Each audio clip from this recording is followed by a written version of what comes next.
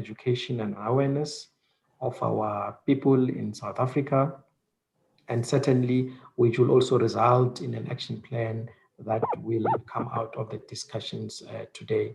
Certainly, Ms. Mutsitsi, the facilitator, the panelists that were invited and are participating today will assist us to clarify and further affirm the issues of the role of our Chapter 9 institution as enshrined in our constitution. There's been a lot of human rights abuses. There's been an increase in human rights violations, more particularly so during the COVID pandemic. And I think that this webinar comes at an important time in our lifetime where we really need to look at all of these matters affecting society.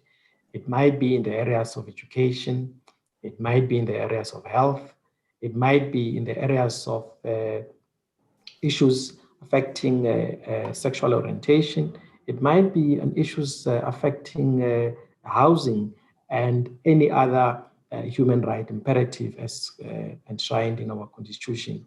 And I think that certainly the session today comes at the right time where our esteemed panelists will certainly provide an important input into this important institution and to what extent are we really looking at the affirmation of the human rights of our people in line with the theme of the day. I wish also to take this opportunity to pay special homage and welcome to our esteemed panelists who will assist us to deal with their specific areas of topics. And we're looking forward to a fruitful and engagement in this session. And I can see facilitator that our attendees and the number is actually growing by the second. And I hope that we're going to have maximum participation to really deal with this theme for the day. Thank you very much, Ms. Mutsitsi, for this opportunity, and welcome to everyone. And I hope that we'll certainly enjoy the discussions for the day. Much appreciated.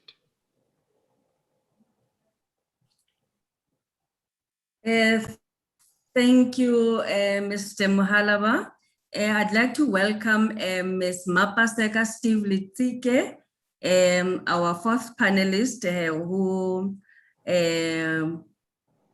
who had commitments but undertook to join us by 11, and she's already here.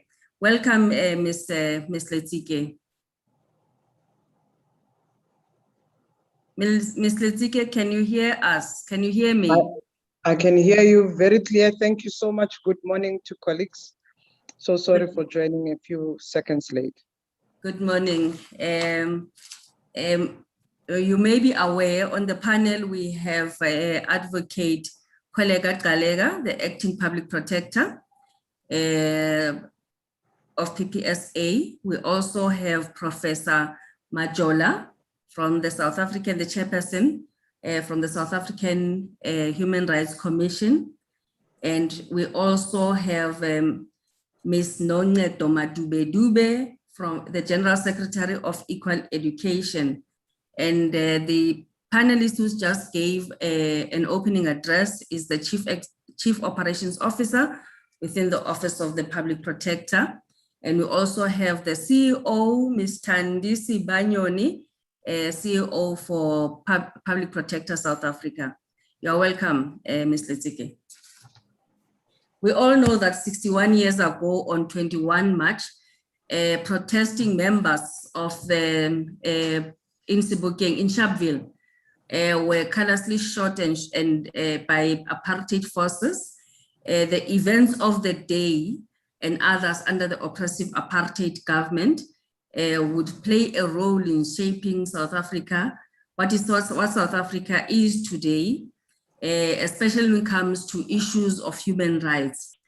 As you all know, human rights are a fundamental part of our democratic dispensation and enshrined in Chapter 2 of our Constitution. Public Protector as one of the Chapter 9 institutions was established to strengthen and support constitutional democracy. We have a role in the protection of human rights in our country. In this role, we are joined by South African Human Rights Commission, the Commission for Gender Equality, and the Commission for Promotion and Protection of the Rights of Cultural, Religious, and Linguistic Communities. Today's discussion will center around the theme, the convergent role of Chapter 9 institutions in the protection of human rights. Many may wonder what role the public protector has in matters related to human rights, as South African Human Rights Commission is better positioned to lead the discussion on human rights matters.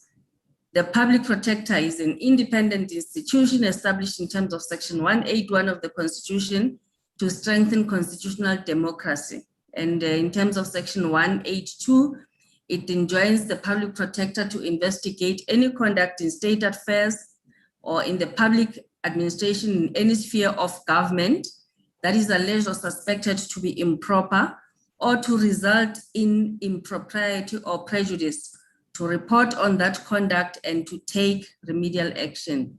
Section 2 confers on this institution additional powers and functions prescribed by national legislation, being the Public Protector Act, in terms of which this institution is competent to investigate maladministration in the public sector. Given the above, clearly institutions' mandate does not directly deal with matters of human rights. We always refer matters of human rights issue complaints to South African Human Rights and other institutions, but we do have a mandate to investigate.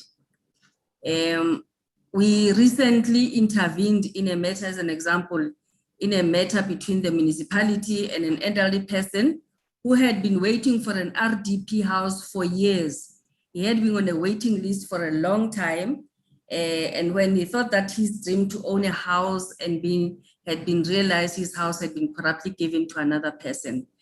Public Protector investigated the matter, and we directed the municipality to allocate this new RDP house.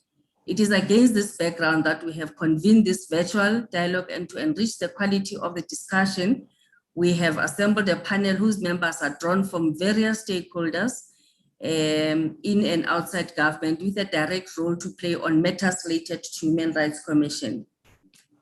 I'm going to introduce our panel. For today's discussion, I mentioned that Advocate Kollega Talega will do the opening. Over to you, Acting Public Protector. Can you please set the tone for us?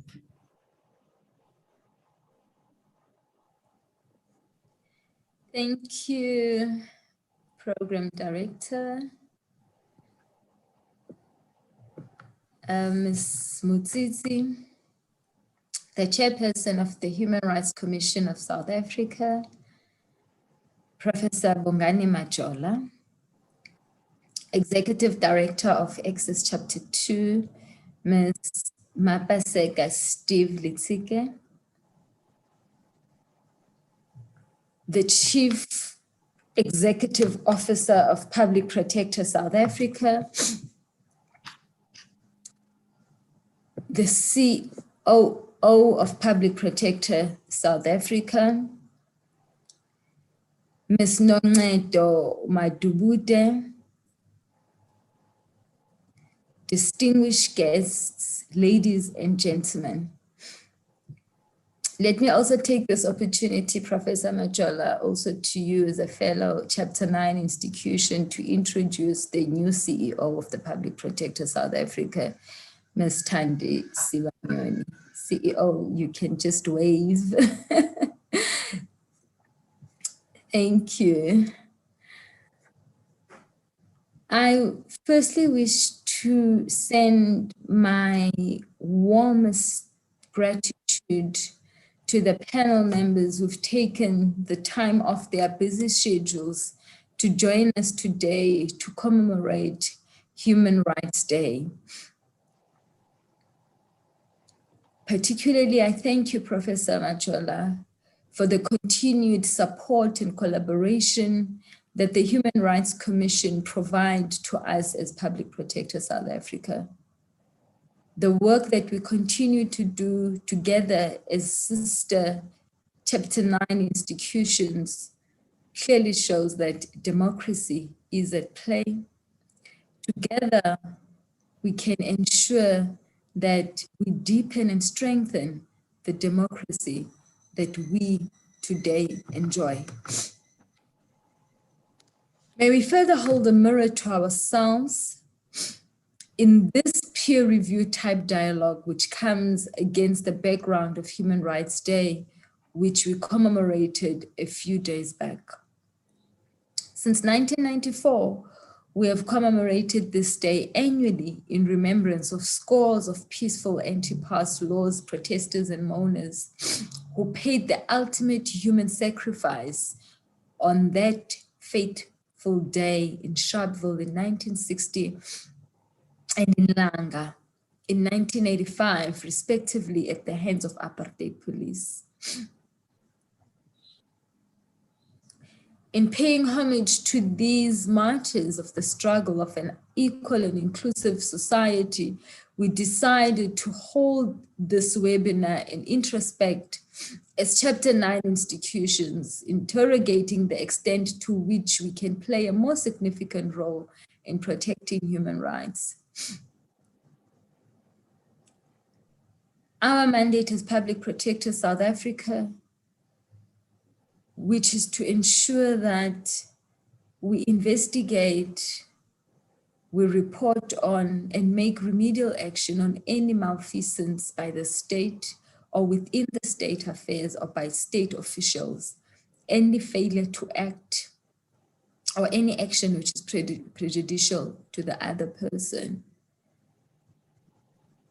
Dealing with issues of maladministration and good governance within the state clearly positions us where we are a support structure to ensure that the rights enshrined in the Bill of Rights, which are entrusted to the Human Rights Commission, are realized. Therefore, we cannot act outside of collaborating with the Human Rights Commission, which I believe that we are doing to the best of our ability. Our constitution is admired by many nations across the world.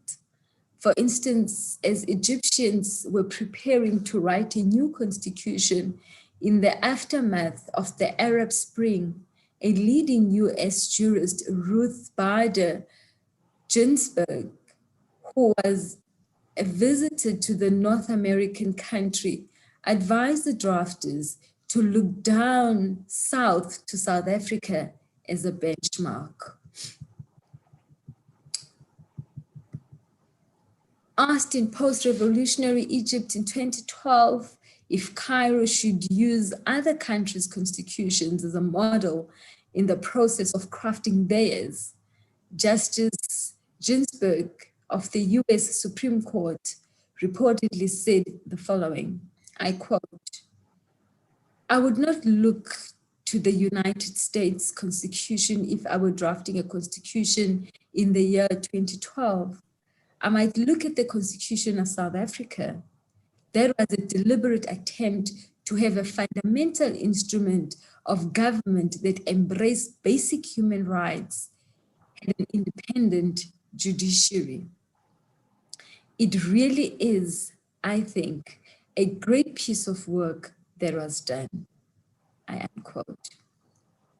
One of the aspects of our constitution which has earned our country legions of admirers across the globe in Chapter 2, in which the Bill of Rights is enshrined, as the cliche goes, this Bill of Rights is the cornerstone of our democracy. This means our entire constitutional order is anchored on the Bill of Rights. The Bill of Rights points to the transformative orientation of our constitution. It is an acknowledgement of the dark past, which we are all products of, and the fact that we have made a clean break with that past to becoming new, inclusive society where improper discrimination has no place.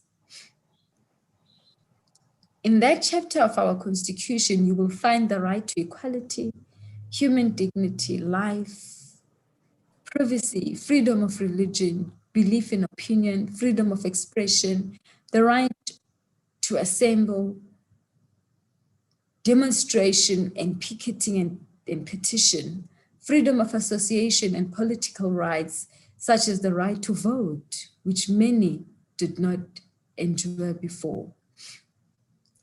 Right to form a political party and stand for a public office.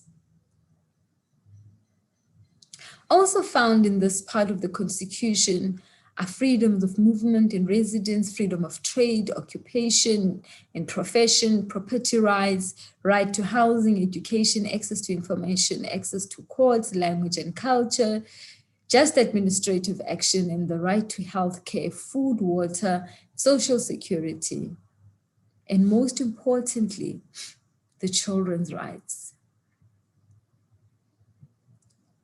This list is not exhaustive, but it confirms in no uncertain terms the transformative posture of our Constitution, because all of these rights seek to address some of the shortcomings of the dispensations that preceded the democratic order. But that is not all there is to our Constitution. Consistent with the anatomy of a traditional state, the Constitution establishes the three arms of government: the legislature, the judiciary, and the executive. The legislature makes the laws and appropriates money needed to run the affairs of the government. The judiciary interprets the Constitution and the law and applies the interpretations, while the executive implements public policy based on the laws using the funds appropriated by the legislature. Although as checks and balances, these arms keep each other in check, none of them should encroach into the other's exclusive terrain. This principle is known as the res politica, or separation of powers. In addition to that trio of government arms, our Constitution introduces an innovation and another layer of accountability into the classical architecture of the state. This innovation comes in the form of the independent constitutional institutions, which are affectionately known as the Chapter 9 institutions, owing to their establishment under the 9th chapter of this document.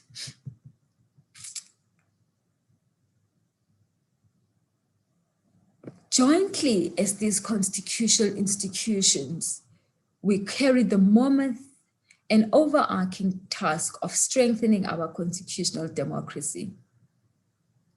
Each one of these constitutional institutions has a unique way of contributing to this higher purpose in order to carry out our respective mandates effectively and efficiently. All these institutions enjoy the following constitutional safeguards. We are independent, subject only to the Constitution and the law, and we function impartially and must exercise our powers and perform our functions without fear, favor, or prejudice. Other organs of states through legislative and other measures must assist and protect these institutions to ensure their independence, impartiality, dignity, effectiveness. No person or organ of state may interfere with the functioning of these institutions. I briefly pause here to underline the fact that as these protections are virtually word for word the same as those that are applicable to the judiciary under Chapter 8. Due to the fact that these institutions are subject only to the Constitution and the law, administratively, we account to the National Assembly and must report our activities and the performance of our functions to the National Assembly, at least annually. We do this, amongst other things, through tabling and presentations of our strategic annual plans, annual performance plans, and annual reports, which include audited financial statements to designated parliamentary portfolio committees. We too have to lead by example. What we glean from this background is that over and above the legislature, the judiciary, and the executive, the independent constitutional institutions have a pivotal role to play in the implementation, monitoring, and evaluation of compliance to this Bill of Rights as enshrined in our Constitution. This means that there should be a feeling that the country is lacking when it comes to respect for human rights. As Chapter 9 institutions, we should shoulder some of the blame. Ours is to ensure accountability, transparency. Granted, the legislature and the judiciary and the executive must explain, but we too must let the people of South Africa know that additionally, that we are part of the accountability mechanisms and ensuring that there is no lapse in what is envisaged by the supreme law of the land.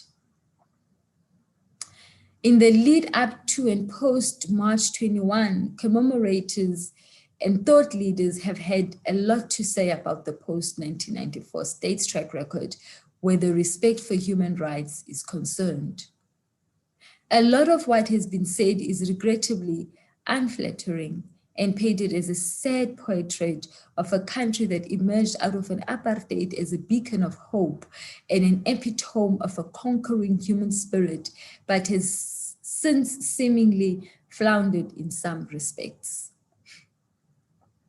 In its 22nd of March 2021 editorial comment, the Sunday Times Daily noted, "Our human rights track record then and now is dismal." This, despite South Africa's constitution being hailed as one of the finest in the world, yet South Africans every day experience an infringement of their rights in one form or the other. The paper referred to Amnesty International's 2019 report to South Africa, in which the global human rights watchdog shone a spotlight on the excessive use of force by the police, gender-based violence, and threats to the rights of freedom of expression, refugees and migrants' rights remaining unreported as xenophobic violence was swept under the carpet. Women and girls still not enjoying all access to sexual and reproductive health services and information, and lack of access to water. In addition, the paper reminded us of last week's news headlines, including the story of an 11-year-old Eastern Cape boy who was allegedly lowered into a pit latrine with a rope by his school principal, apparently to find the principal's smartphone, which seemingly fell down the shaft of excrement. This webinar today also comes in the wake of a tragic incident in which a bystander, Mthokozisi Mtumba, was allegedly shot and killed by police on the sidelines of a Witwatersrand students' protest. He was laid to rest in an emotional send-off this past weekend. May his soul rest in peace. The protest was in recognition of the plight of impoverished students with historical debt. The area's payments are allegedly being used by university authorities to keep such students out of lecture halls. The protest has found resonance with students across the land as the issues, which include alleged maladministration by the National Students Financial Aid Scheme, appear to be commonplace. As some of you would know, ourselves as PPSA, in partnership with the Human Rights Commission, are currently on a joint operation as trying to mediate this particular protest, bringing all role players to debate and try and find a solution to this long-standing challenge within our country. The operation has been in the planning since late last year, It has kicked off last week with a string of meetings which we have held with both the students and the executive and also the university authorities in the quest to find a solution.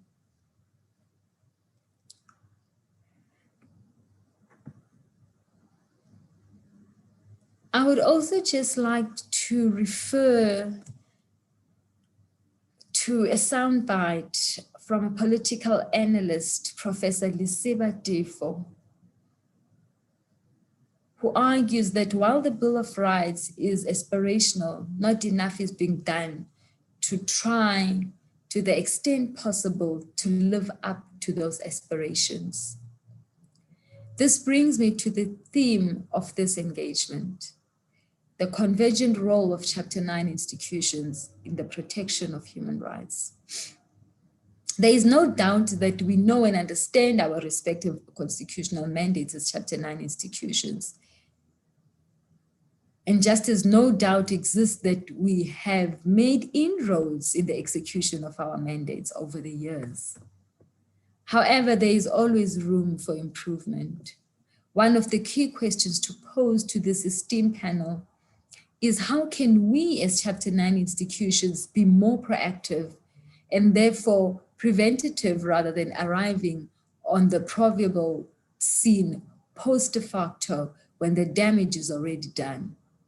Could we not have acted faster, for instance, to address the issue of students as a way of preventing the events of the last few weeks, maybe of previous years? Especially because we have been receiving and dealing with individual complaints which pointed to deep systematic challenges within the higher education sector. Could we not have foreseen this ticking time bomb for what it is and took precautionary measures? What about the plight of other vulnerable groups, such as the LGBTIAQ+ community? Are we waiting for disaster to strike before we do something about the violent discrimination that they already have to contend with?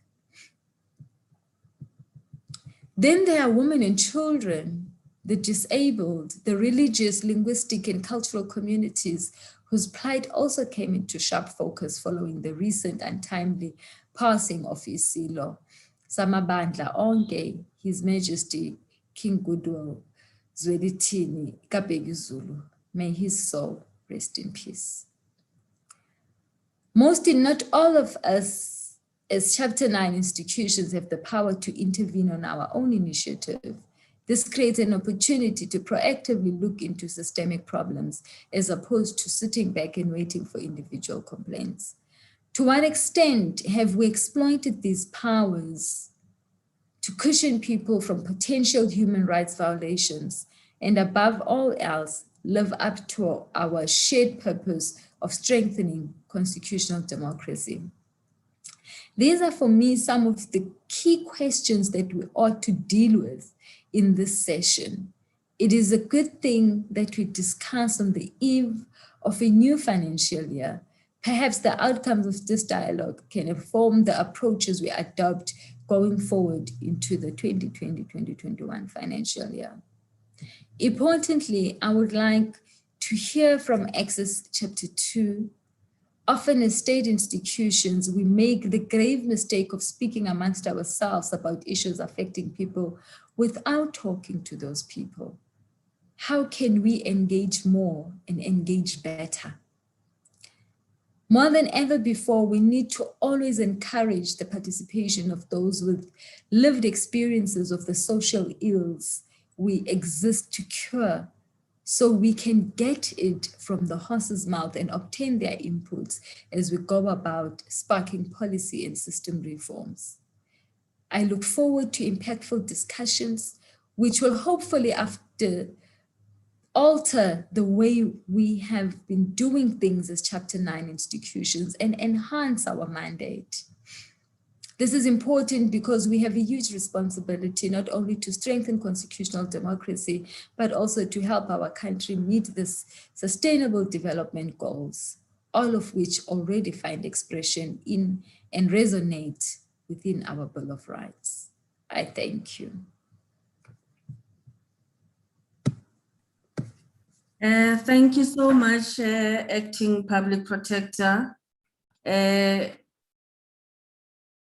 think the way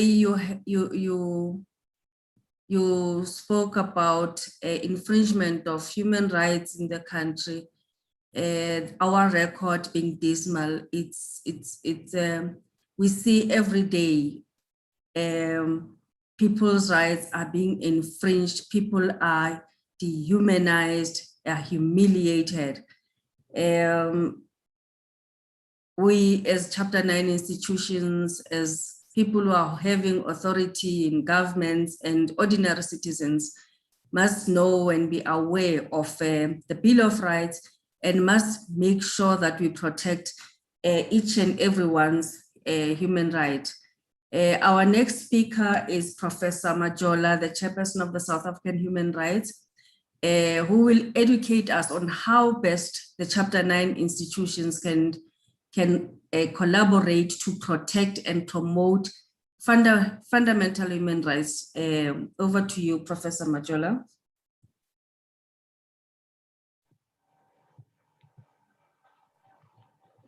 Thank you, facilitator, and thank you for assuming great wisdom on my part that I will educate the audience on how best we can collaborate.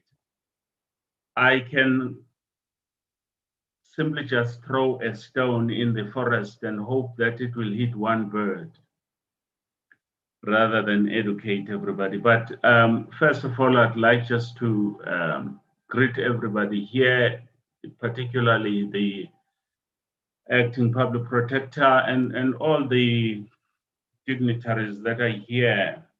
In the interest of time, excuse me for not mentioning each person. I'd like also to say to the Office of the Public Protector, thank you for thinking of this webinar and for bringing us together. I think that as Chapter 9 institutions or as institutions supporting constitutional democracy, to be wider, we need to come together from time to time and reflect on the work that we're doing. So this is one of the reasons that I set aside everything else that I needed to do, and I decided to come here because I think it is a place where I can learn.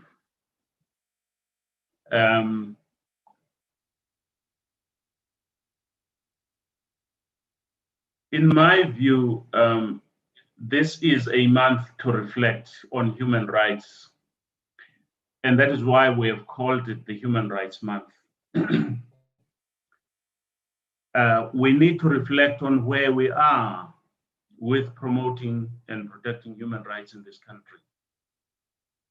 Where are we with protecting the various rights that are spelled out in the Bill of Rights in this country? We need to use the whole 31 days in order to talk about this, and reflect. We need to hear what our people see as gaps and reflect on those gaps as to what we can do as institutions supporting constitutional democracy, but as a country which includes civil society, which includes business, which includes the state, on whom Section 7.2 places the obligation to promote, protect, and fulfill these rights. I had a radio interview with Ukhozi FM less than a week ago, and many of the callers were saying, according to them, this constitution doesn't work. According to them, these rights are not theirs. And so this is a serious indictment to the country, to us, after 25, 26 years of our existence.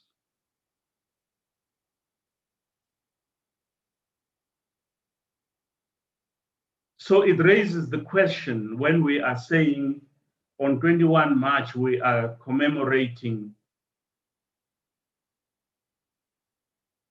human rights, or the Human Rights Day, or the Human Rights Month. Or for that matter, if we are commemorating the Sharpeville people that were brutally massacred on that fateful day in 1969. What exactly are we saying we are commemorating? And fora like this one are the forums in which we need to then talk about and answer those questions.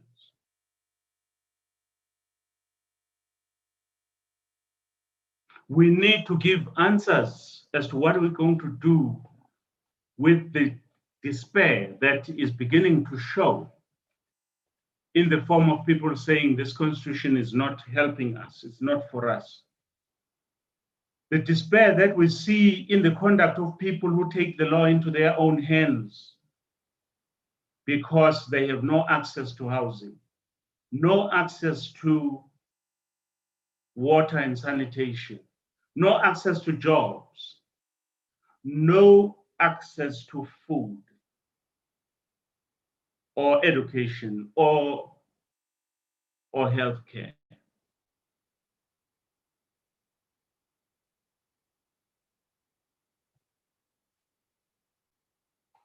We have been celebrating the 21st of March for more than 2 decades. And I think that we must celebrate, or we must commemorate this day, because this is the day in our struggle for human rights and freedom. We were visibly and mercilessly, brutally killed for saying we need our rights.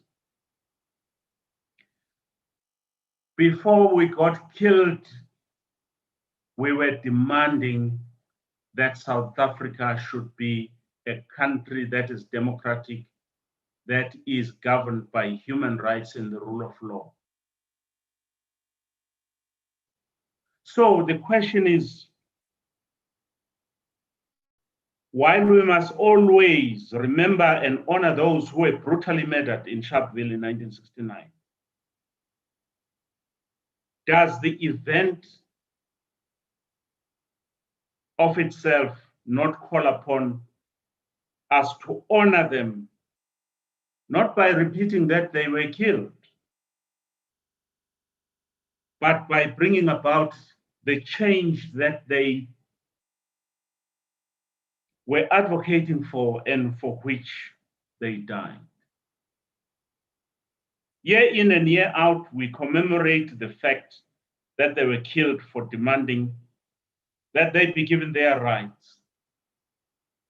What do we say about what we have done to bring about the rights that they were demanding and died for? The World Bank recently said that South Africa is one of the most unequal societies in the world. At that time, of course, it was the most unequal society in this world. 2 decades and a half later, we remain the most unequal. So what has their death contributed? Are we happy spending money every year, getting together and celebrating one day, the day on which they died? Or should we not reflect on what can we give to these 69 people? We can give them what they were demanding: human rights in this country. So what brought me to this webinar is the desire that those who survived should at least benefit from the fruits of the sacrifices that the Sharpeville people made on our behalf. So what are we doing? What have we done? Where are the gaps? So the whole of March should actually be a time when the country as a whole reflects at universities, at trade union level, at civil society level as to what is it that we have been able to deliver.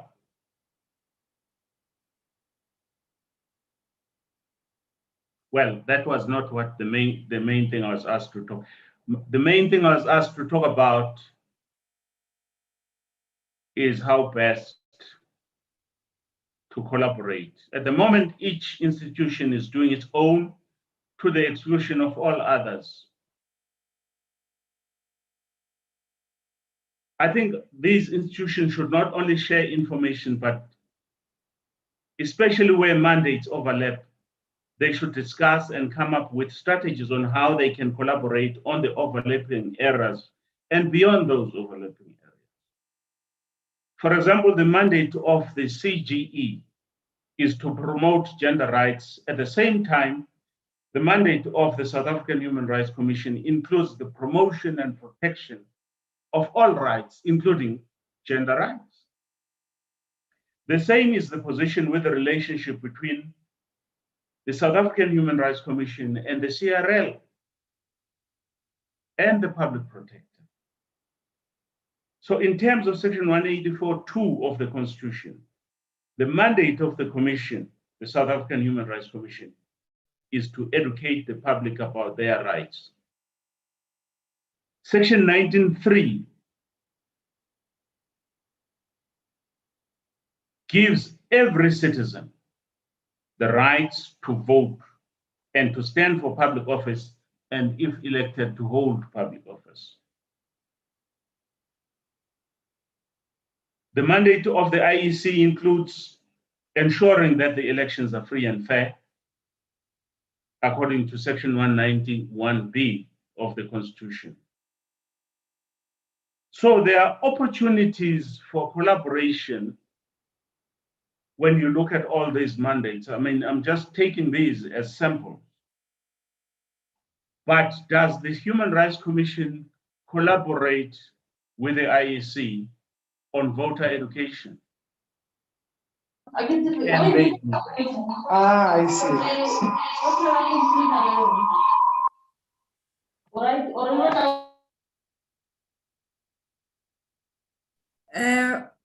You can proceed, Professor. I don't know where was this noise coming from. No, that's fine. Thank you. Can the South African Human Rights Commission collaborate with the CGE on gender issues? Well, we see a spark there because we see in the Caster Semenya matter a great deal of collaboration in that regard. So it's possible that we can work with that. Now, voter education is a sensitive matter because political parties are quick to think that we're teaching politics. But of course, the Constitution gives us our marching orders as to how do we march, and we need to use those. The second way in which I think they can best collaborate comes from the fact that Chapter 9 or institutions supporting constitutional democracy individually have no status. They don't have any status even as a collective, as the FISD. They get ignored. They write letters. It takes 10 years. Well, 10 years may be too much. But it takes a long time before they are responded to. When they seek an audience with the president, they are told, go and see a minister of whatever. I'm not saying it's the president saying so, but the president's office will say, go and see something. When COSATU wants to speak with the government, on the other hand, it doesn't have to wait for a year before it gets a response from government. Let's talk. The difference is that institutions supporting democracy are a constitutionally created feature in the country's democracy, while COSATU is a voluntary association. So the question is, can't we collaborate so that we are also treated like COSATU, like the faith-based institutions, like traditional leaders? Here we are in the dock because whenever rights are violated, the question is not where is church so and so. The question is, where are the Chapter 9 institutions? So the question is, how come they are not given the attention that they deserve?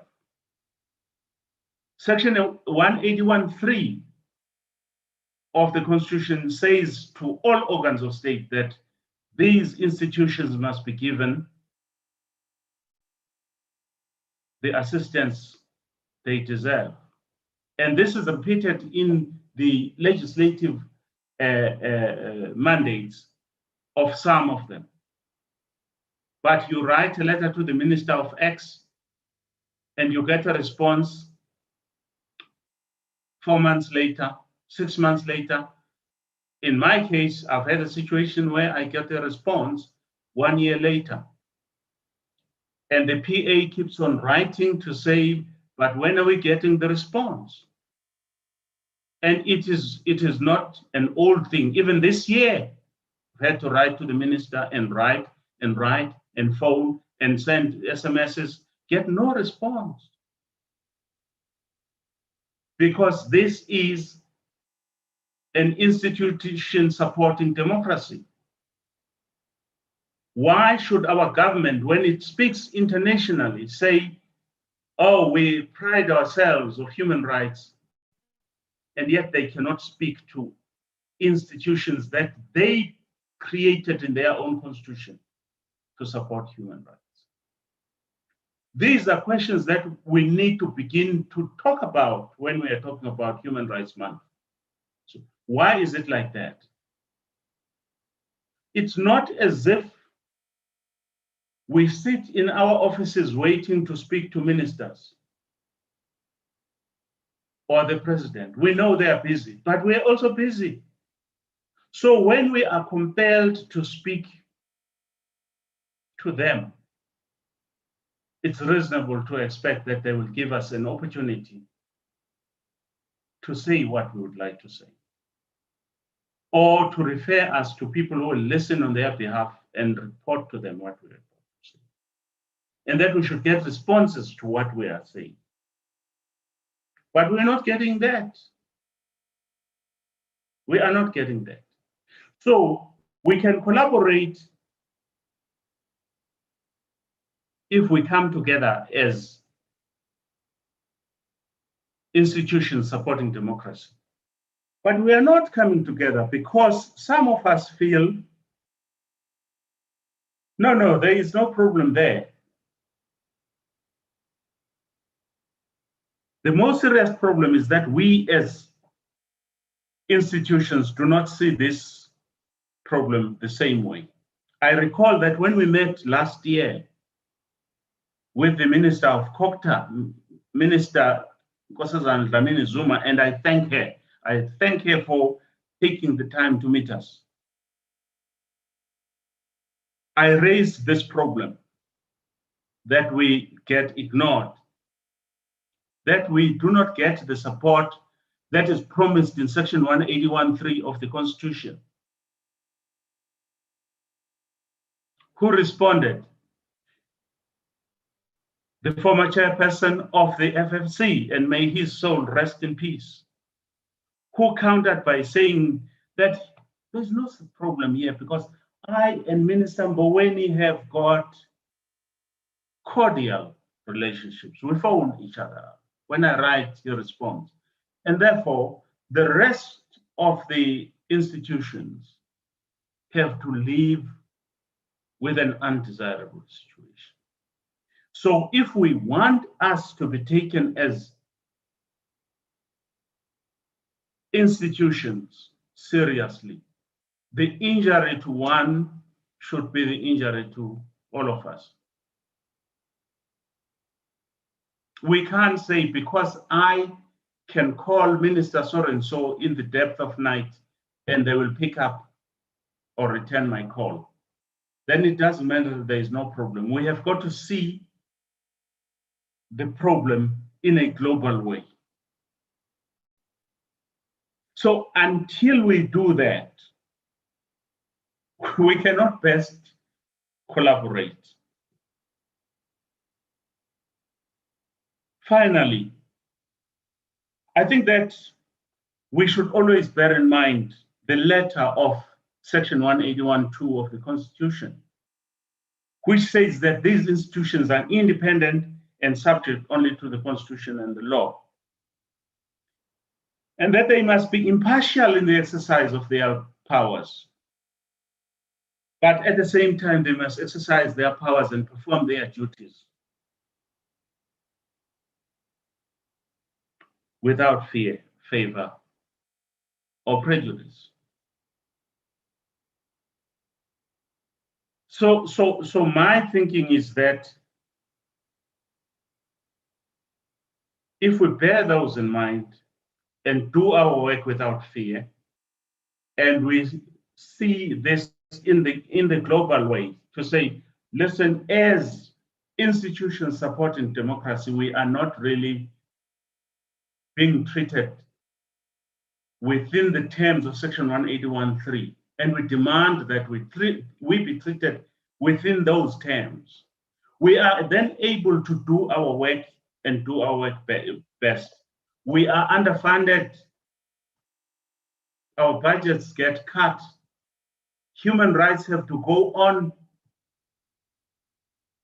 and people have to have access to water and sanitation, to education, to healthcare, and so on and so on. You know, and these are the foundations that support constitutional democracy.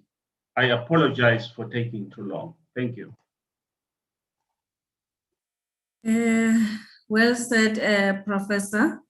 Yes, indeed, an injury to one is an injury to all. I want to applaud the efforts by Chapter 9 institutions such as the Public Protector South Africa and South African Human Rights Commission for handling the student protests together, meeting with the Minister of Higher Education together, even at nights, after hours, trying to make sure that they get to the bottom of the issues that are plaguing the country and the students and tertiary institutions. There was also an investigation, Alexander investigation on housing, and I know that the matter is still ongoing. However, the budget cuts are not benefiting Chapter 9 institutions and are more prejudicial to our communities. Thank you so much. I want to acknowledge the comments from the platform. We have a comment from Rade. He says, well presented. I think this refers to the deputy, to the acting public protector. Thank you, Honorable Deputy. Proactive, proactive, proactive. We must now vow never to repeat a student rights. One life is a life, is a life unbearable. Students must be prioritized and proper payment methods, strategies must be put in place, work and pay agreements, etc. South Africa has its bloodshed. We now #Rise South Africa. Also has a message from Daphne Erosi. We did not know that when we won elections for the very first time in 1994, we are applying for pure own death / suffering, question marks. Another student says, students are injured and killed or murdered for speaking out or showing their unhappiness. I'm not sure where is the mandate for killing student comes from a concerned EE parent, deeply frustrated and heartbroken. Thank you, Professor. There's a message from Muluke. Those are the comments from the platform. Our next speaker is Ms. Mapaseka Steve Litsike, who's the Executive Director for Access Chapter 2. She will tell us how South Africa as a country is faring in accepting and protecting the rights of LGBTQ+ people, and what Chapter 9 institutions can best collaborate with, how Chapter 9 institutions can best collaborate with civil rights organizations to accelerate efforts to address the discrimination and treatment of LGBTQ+. Over to you, Ms. Litsike. Thank you. Thank you so much, Program Director, and as well as appreciating this invitation, of course, during Human Rights Month, and of course, a few days later, where we commemorated and observed Human Rights Day. My appreciation, of course, as well goes to, the acting public protector, who also I've had the privilege of working with in the past, and also Advocate Majola as well, from Human Rights Commission, and fellow panelists who are here, equally so important, the input that is given here that advances our work in protecting the rights, the dignity and integrity of persons in South Africa. I think it's quite an important question about how we faring, equality. South Africa is celebrated in many ways globally because of this constitution that we see and that we celebrate.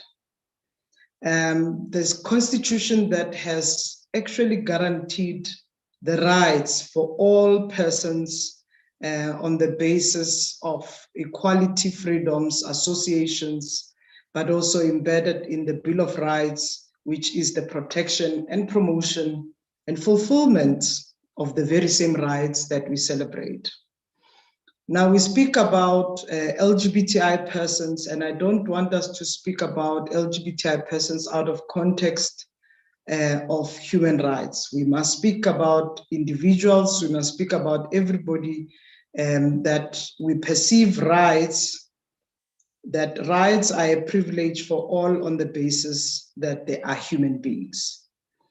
Now, when you look at the protection that is underscored in Section 9 of our Constitution, that says that nobody, no human being will be discriminated on the basis of their sex, gender, sexual orientation, and many other grounds that are listed under that clause that says that discrimination will not be tolerated. And I think it's quite important that we rehash and we reaffirm what this constitutional obligations states in principle, but as a matter of guarantee of rights and protection of those rights. Now, LGBTI persons faces discrimination in a country that have actually guaranteed the rights. There are many legislations that were put in place which were fair and rightfully so, were put in and were fought for to guarantee the very same interpretation of what these rights means in the livelihood of many LGBTI persons.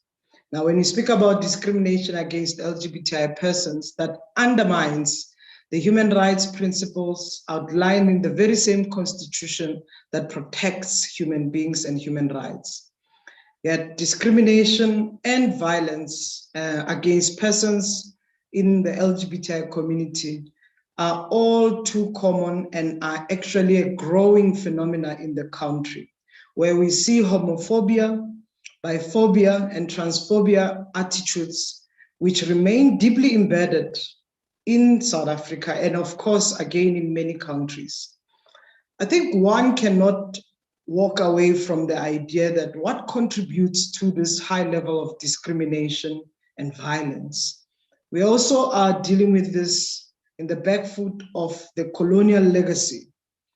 The colonial legacy that came with criminalization, where lives were criminalized, persons were criminalized for being themselves. And I think that's what we need to think of, even in the context of protection and fulfillment of rights, that you're putting a law, but you also need to deal with societal or social realities. And that's why we have the high level of discrimination and violence. Now, what will be key in our own discussions will be the underpinning of the rule of law and how we enforce the rule of law as a practice and as a style of living or life of living in a country like South Africa. But we need to also reflect when we speak about rule of law and why it's important in application, but also as a livelihood that the rights that we've enshrined could be enjoyed by all. Now, what are some of the multiple and intersecting forms of discriminations that LGBTI persons experience? And in the human rights context, LGBTI persons face both common and distinct challenges. If I give an example, intersex persons, those who are born with atypical sex characteristics, who suffer some of the same human rights violations as the very same LGBTI person. A case or a classic case study is of Caster Semenya, which you then even look at broader to the courts and the country that is not necessarily protecting her, that she's subjected even to the very same Universal Declaration of Human Rights. Secondly, the intersex community, as I continue, face institutional violence within the health system with lifelong consequences to their physical and psychological health. Many intersex persons in the country who are subjected to unnecessary surgeries that are taking place within the health system when the intersex children are born. Secondly, we have to think about the state's obligation under the international human rights law and the constitution in the country to promote and protect the human rights of all persons without discrimination. When we've put in the clause that a person will not be discriminated on the basis of their sex, why are there still a practice of unnecessary surgeries taking place in the health system? It is no different to genital mutilation that we are fighting against.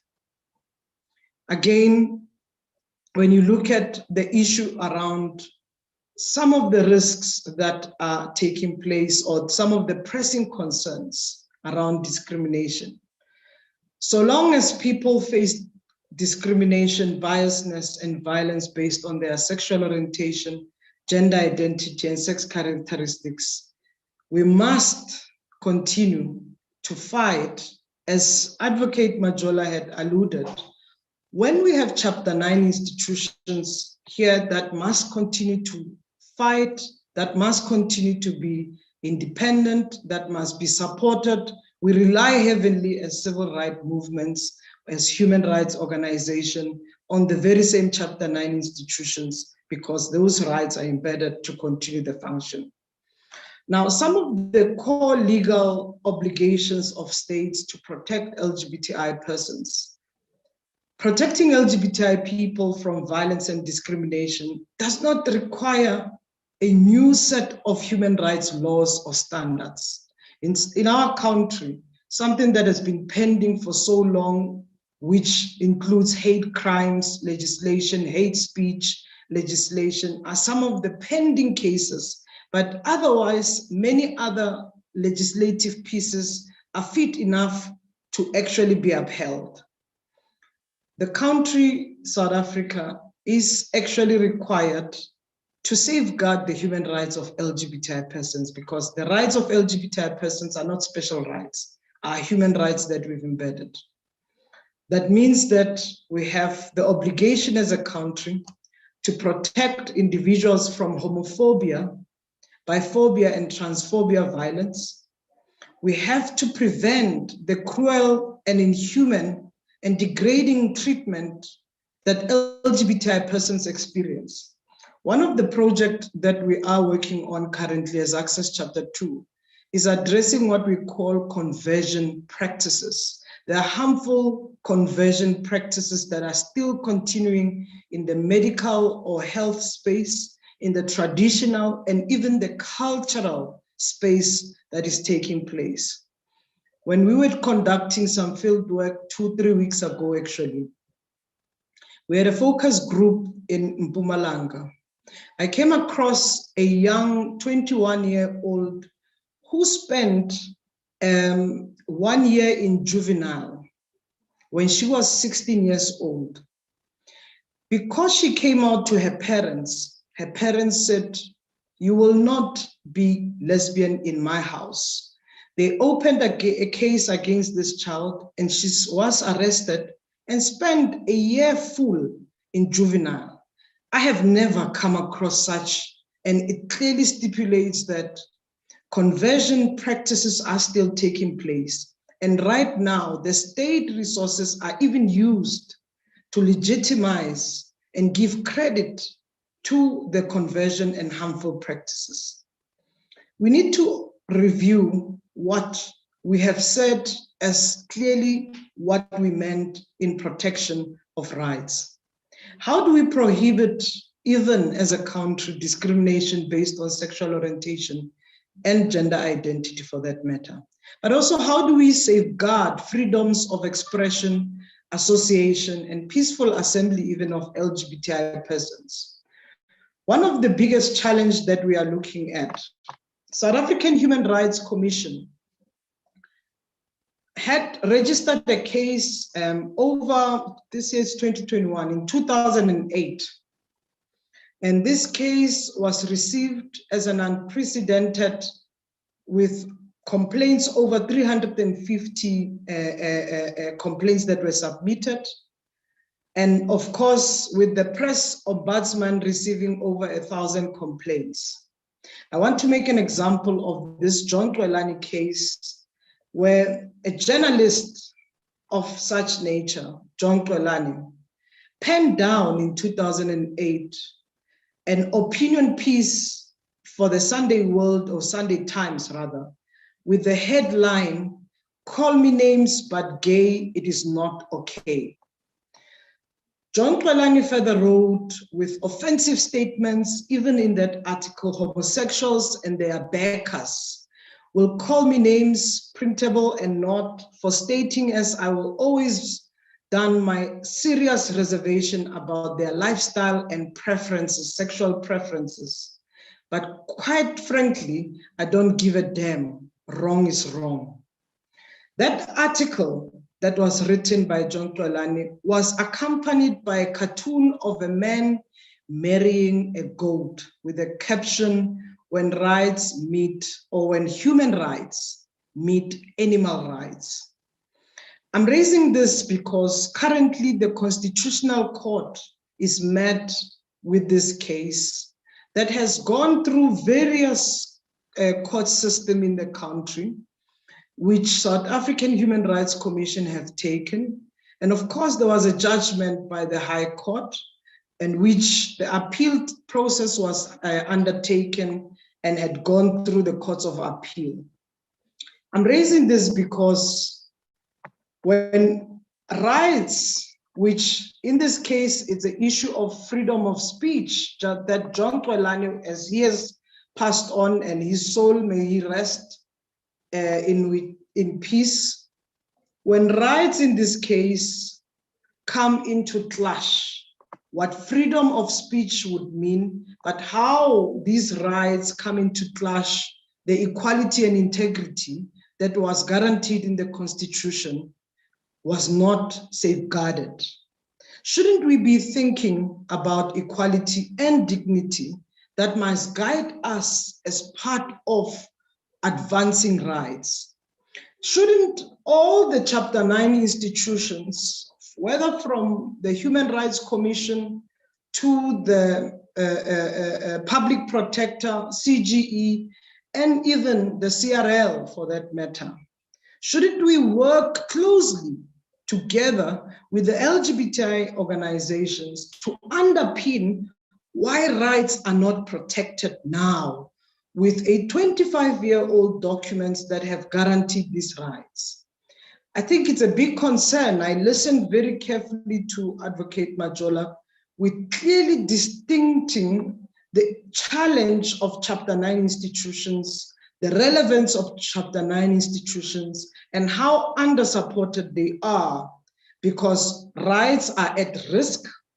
Whatever that we have fought for, even in the past, what the forefathers have fought for in terms of inequality and dignity, we're more likely to reverse these gains. The Pepuda Act is currently of question given the John Kwelani case, but given many practices where many people are getting away with, where rights comes with responsibility and none or many South Africans are not taking that responsibility in forward. And this, for me, makes it even harder of how we're going to fight the dignity, how we're going to fight for integrity and equality for all. I might not be necessarily then saying that the pockets of excellence that exist in our country, whether from Civil Union Act, which was amended by the president last year, from adoption, from many other legislative pieces that says that people shouldn't be discriminated on the basis of their sexual orientation, gender identity, and even sex characteristic for that matter. But of question lately that we need to think about, it's really a distinct fact of how we're going to work to protect these rights that are embedded. It cannot be that we must avoid certain aspects of rights. All rights must be viewed equally, and where marginalization is taking place, the equality aspect of it and the dignity must be realized in our work. And it is the obligation and it's the function of Chapter 9 institutions, such as Public Protector and many others, to ensure that the rights of everybody are protected and are fulfilled. I will pause here.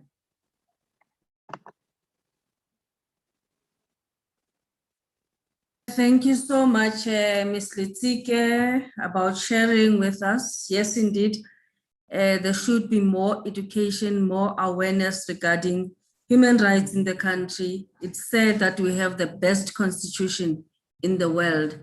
It's the implementation thereof that is becoming a challenge. Before as we were preparing for this webinar, I looked through our database for cases from LGBTQ plus communities, and we couldn't find any. And now this case of a person who spent 1 year in a juvenile facility, it's a case which we need to follow up as Chapter 9 institutions, and this matter cannot end here. I also want to acknowledge comments from the floor. We have one from Mr. Aika Shah. He says, how do South African Human Rights Commission follow up their findings as none be done on their report about the Hlabeng local municipality? I hope the questions and comments are noted. And then we have another one from Putang Naile. It says, I want to ask, or rather bring into your attention, that on Human Rights Day 2021, people were evicted from the sites they have paid for in the Hlabeng municipality in Bethlehem.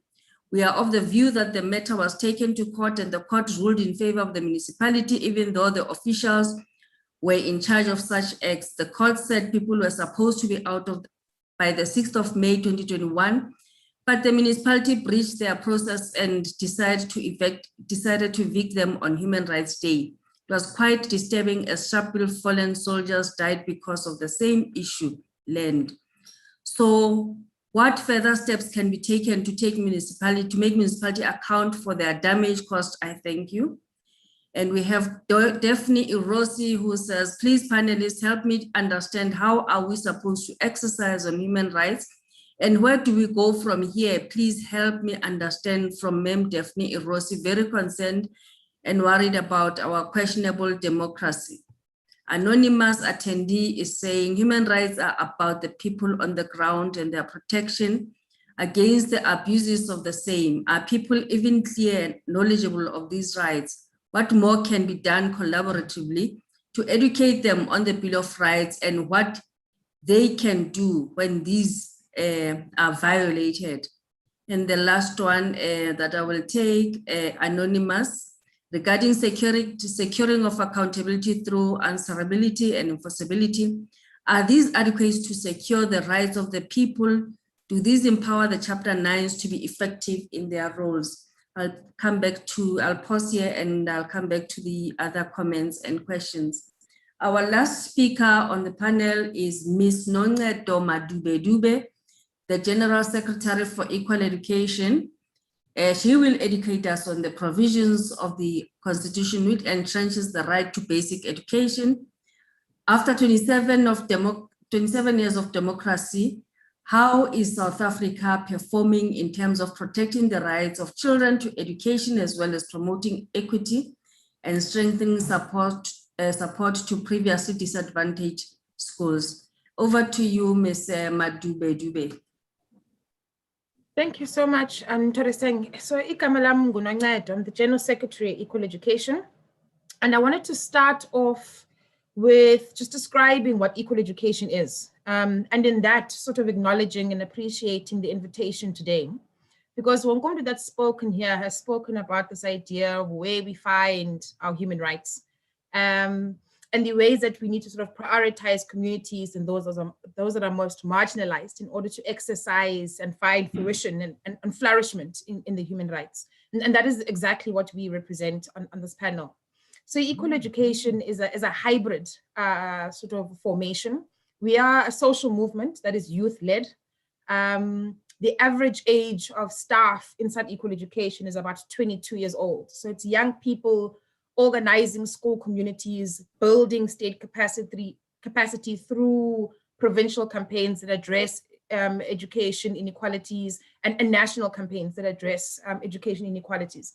But we're also what is sort of formally understood and traditionally understood as an MPO, an NGO, registered with support staff. So other young people that come out of our universities and in different parts of our communities to support the work of these learners and these young people that are advocating and mobilizing each other around their basic rights to education. And with these two things sort of aligned or put together, our ultimate goal is struggling for the realization of equal and quality education in South Africa in our lifetime. And so there's a sense of urgency, a cheekiness, an energy, a vibrance that we carry around, and a sort of being unapologetic really around carrying this struggle and demanding from the state and all its fashions, the protections of the right to basic education. And a lot of people, when you think about protecting and advancing the right to education, you're all probably thinking about what happens inside the classroom.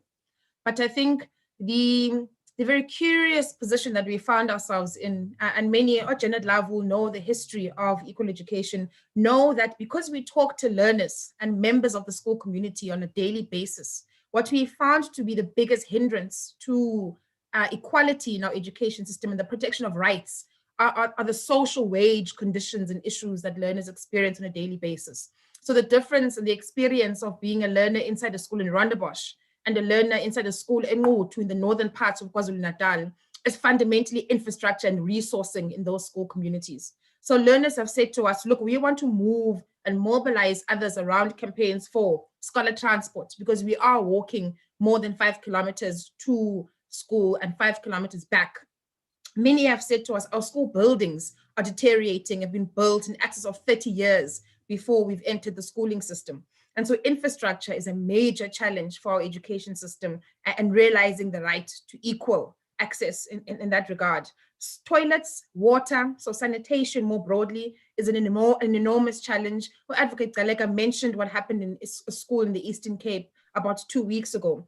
And over 3,000 schools today still have only plain pit latrines as the only source of sanitation in their schools. We're still battling with over 300 schools that don't have access to electricity in schools in this country. And this is at the backdrop of celebrating 25 years of this lauded constitution. A lot of our members have spoken to us about ideals around a safe schooling environment. So the need for perimeter fencing in schools, for example, the ideas of how to build safety structures in and around the school community. So learners are protected not just inside the classroom, but on the journey to and from school as well. During this COVID period, a lot of conversation has been around learning and teaching material support as well. Learners are going to school on a rotational basis. There are schools in rural communities where learners understand themselves to be going to school only once a week. And so for the other 4 days of that period, learners are needing adequate support, textbooks, stationery, worksheets, papers, teacher mediation and support in order to meet their curricular needs. And so all of these issues are what we understand in equal education as paramount to achieving the right to basic education for the most marginalized parts of our country. And we try and do this in 2 ways. The one which I find most exciting and I think is super critical is around mobilizing school learners, young people, parents, teachers, school leadership, governing bodies around the ideals of achieving an equitable and quality education system. So we are consistently mobilizing people to join our struggle, to support us in every way that they can. So from universities to Chapter 9 institutions, public interest litigation spaces, private business sector in the country, we are looking for an all hands on deck approach to meeting the needs of our education system. Deeply unequal, mirrors the injustices we find in the sort of the socioeconomic status of the country more generally. The second is through building state capacity. So we understand ourselves to be looking at issues inside of our schools, looking at policy, looking at the law and the ways that we could argue for the protection and advancement of these rights, for instance.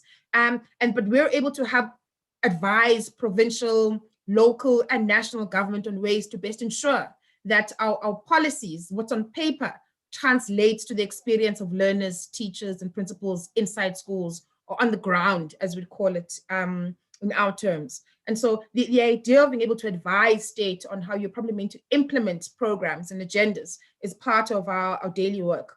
The last is that all of these things put together are in fact to protect and advance the right to basic education in the country. And so that is how I would describe equal education to folk. But when we want to answer the question around how exactly is it that these rights are violated and what do we experience and see on a day-to-day in our work environment, there are colleagues and comrades from equal education on this conversation today. So please chip in on the chat box if you'd like, because you're all coming from different provinces, and I think that kind of insight is going to be crucial. But we've seen a violation of these kinds of human rights and the right to basic education when considering ideals around access to education. So whilst we have far more learners inside the schooling system to date in South Africa, which is good, the idea of quality inside of that education environment is a different story.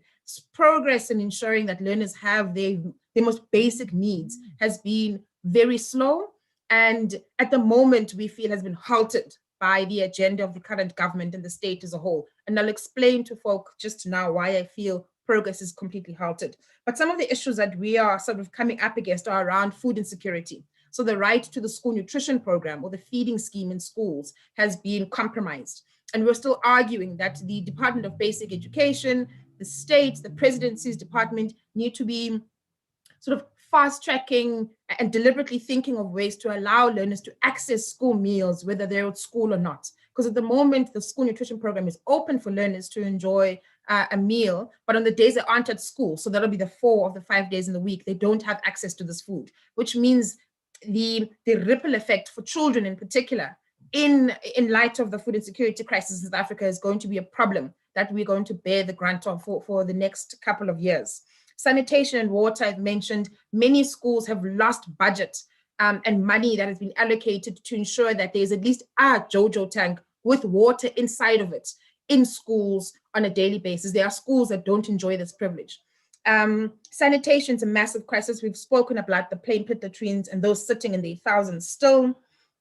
Learner support material and transport. And this list is just way too long because it is compounded in schools that are most marginalized. So you will have a single school that has just plain pit latrines, no water, no access to LTCM, the learner support materials, and learners are having to walk in the excess of 8 kilometers to and from school. And these are the types of conditions that exist today in democratic South Africa. And therefore this is why we absolutely need to be organized and mobilized as young people and continue the struggle for the protections of our rights to education. Now, I prepared various other talking points, but I've been so moved by the inputs today because what we understand or our experience of interacting and working with Chapter 9 institutions is that there is a fundamental, now I feel strange saying it so strongly because you're all in the call and I want us to all be friends, but there feels to be like a lack of deep political will and understanding that the conditions that infringe on our human rights are in fact structural. So while it's important that I saw that the Office of the Public Protector had run a case very successfully in Kaplan community. I think it's in Mpumalanga in the Northwest around access to school and road access. So those kinds of interventions on a case-by-case basis are super critical. But there is a need for us to come together, civil society and Chapter 9 institutions, to address the structural issues and the inequalities that our country faces. And I want to talk in particular around the right to basic education. We also understand that some of the challenges are around the capacity inside the Chapter 9 institutions themselves in order to be able to inform what National Assembly is prioritizing, to set an agenda for the Chapter 9 institutions themselves. So when we look at your plans and priorities for the next 3 years, we need to be able to see that basic education and the issues around the social wage conditions and issues experienced in schools are at the top of your priority bucket there. And you can help us inform this campaign, inform the movement for education justice in our country in our lifetime. And so I just want to, I suppose it's a clarion call that we keep talking beyond this webinar and finding ways to work together to keep our governments and our state accountable and apprised of these issues. One of the major things, though, that I must reflect on as someone that's coming out of a formation like Equal Education is that young people in the country are sitting watching sort of the sequence of events and feeling a deep sense of a constitutionalism crisis. The laws and the rights that exist don't sort of materialize in our day-to-day experience of being young people and learners and students in this country. And so while lauded, there isn't what feels like consistent political will and the agency to build state capacity to ensure that, for instance, there is intergovernmental, interministerial cooperation on issues that we struggle with. So if you're going to talk to a head of education in KwaZulu-Natal, and they'll tell you that some of these schools don't have electricity because we're still talking to Eskom, the Minister of Energy. We need some institutions to help us bring those two departments together to ensure that the right to education for those learners in rural KZN is achieved forthwithly. And so we're interested in working with you around building state accountability and building state capacity, but also that kind of instruction to apply for Chapter 9 institutions as well, because we have at very different times reached out to Chapter 9 institutions and gotten very little or no response on issues that concern learners in the most marginalized parts of our country. The last, before I sort of end off, is that I do sort of want to help people with a reflection on whether are things really in crisis or improving in our basic education system. Now, at the very end of February, the minister came out and spoke to us about the matric pass rate and lauded it to something beyond the 75%. And that is a very, and it was sort of celebrated as an achievement given the conditions and the challenges of this COVID period. But what we have started doing at Equal Education is working out something called a throughput rate. And I want to sort of take people along on what this means. So we are able to capture the number of learners that enter the schooling system in grade R or in grade 1 and look at what number of learners exit the system at the end of a 12-year learning career inside basic education. And what we found is that when we look at those numbers, we lose at least 60% of learners that begin school in grade 1 by the time that they get to matric. And so what we've also found is that the actual pass rate of matrics in the country between 2018 and 2020 has been on average 42%. So 58% of learners that begin grade 1 do not eventually write their grade 12 or matric papers. And all of these learners are lost in the system. And our rationale and reasoning for this taking place is because there isn't adequate infrastructure in schools in place. There aren't those basic resources that need that help support learners and teachers alike in being able to create a conducive learning environment that then captures the essence of the right to quality and equal education inside of our country. And the last thing that I just want to reflect on is that inside of our policies and our conversations with the departments of basic education, both nationally and provincially, there's a deep lack or a sense of political accountability. So the departments are not interested in engaging formations like equal education. They aren't interested in engaging learners themselves. They aren't interested in engaging structures that go beyond the traditional teacher unions, for example. And so what decisions and priorities are being put out and stated by government over the next period, we are seeing a divestment from basic education. The basic education budget has been cut by 2 billion rand in service of this period, what we understand to be an austerity budget. What that technically means is what I was talking to her earlier. There's a halting of the building of school toilets, for example, in South Africa at the moment. There's a halting in the provision of water tanks in schools at the moment. There's a halting in building new schools where learners can have adequate desks and classroom spaces, where there are windows, where there's perimeter fencing. I haven't even started talking about what we understand to be luxuries at this point, things like libraries, science labs, playing fields. And so the experience of education for the typical Black learner or young person coming out of a township is far less expedient than that of a learner that's sitting in a more sort of flourished or flushed affluent neighborhood in South Africa. And we need to keep drawing a hard lens to these kinds of challenges. But we definitely invite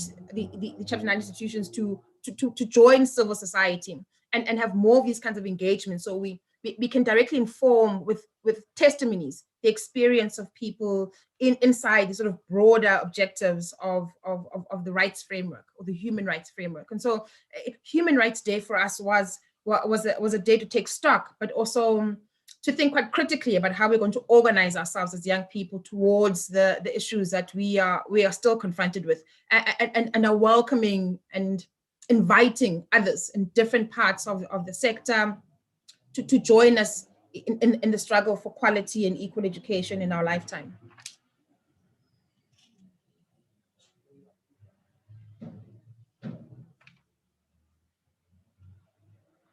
I mean, I could keep going forever, but I thought I would just end it there, and we could open it up to discussion.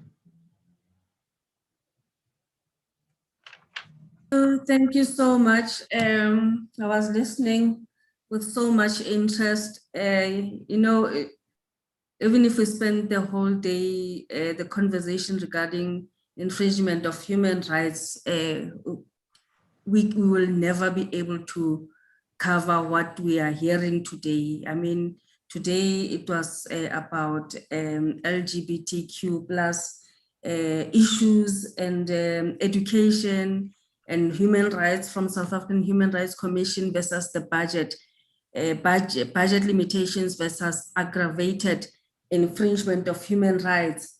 Some of the issues that we're talking about when it comes to education, they are in our face. We see the infrastructure. We hear about pit latrines. We hear about school pupils dying in those pit latrines. We are here as Chapter 9 institutions, there's government, but these things are continuing over and over and over again, as if we are not around to make sure that we better the lives of our communities. Over and above the comments and questions that we've had, I just want to at least go through two more. We have a comment from Muluke, she says, to this day, we have a problem of transportation and water in Mahikeng and Mditobota schools. Contractors are obliged to transport learners, yet they do not do so. Learners are using public taxis, yet the government pays. Then in terms of qualifying for examination entrances, principals are developing rather wrong way of doing things. On the basis of that, if a learner could not attend extra classes, they should not go for exams. Such conduct was said to be unconstitutional, and the Constitutional Court a few weeks ago, yet it is though Chief Justice Mogoeng didn't deal with the matter. We also have a comment from Daphne. Say it again, comrades, learner safety and rights has to be prioritized. I feel their rights are being violated. We all have rights that need to be clear to every human being and even government officials. And Berta is saying minor generic issues and not necessarily related to human rights in education. We have seen some Chapter 9 institutions being accused of favoritism when investigating complaints. How does this impact the rights of the aggrieved parties if powerful, politically connected individuals are protected against the victims? And Itumeleng is saying in 2021, we're still fighting for basic rights like learners at least accessing meals in school. This is a shame because one of the priorities highlighted by our constitution is access to quality education for all learners, whether they are from class of society. We have seen billions from the education budget taken away because education is not a frontline department. And that makes one question the priorities of government. This has also been an amazing conversation. And as someone who is an organizer and works with people at the ground level, it is very important, to find ways that will engage constituencies directly and make them a fundamental part of these conversations. I think there was another comment from Moluke about John Kwelani case that we heard about in the South African Human Rights Commission and 3 others versus John Kwelani case number 44/2009. This case proves to us that we indeed do not need more legislation. We need the enforcement of the laws. We will continue working towards achieving a cognitive tabular RSA as the community. And from Sean Mavundla, what's more fundamental is that the role of Chapter 9 institution is both reactive and proactive. So in terms of the latter, the subjective violence that we see on the streets, workers and students protesting is often preceded by objective violence, which can be systemic or epistemic.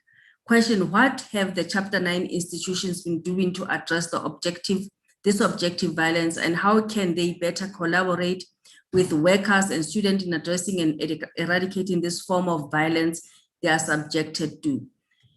And Mr. Kasha is saying, how do South African Human Rights Commission monitor their findings, especially in the local municipality cases?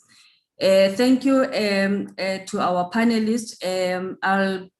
We'll now go to questions and over and above, as I said, over and above the comments and questions that I received from the viewers, listeners, you will answer these. For the Acting Public Protector, we would like to know, in your view, Acting Public Protector, what shared role could Chapter 9 institutions play in the advancement and protection of human rights in our society? Thank you.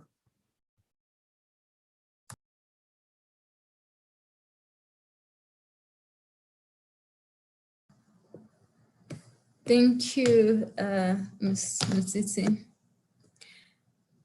In my view, and I think Prof. Majola has adequately, in fact, answered this question, where he says that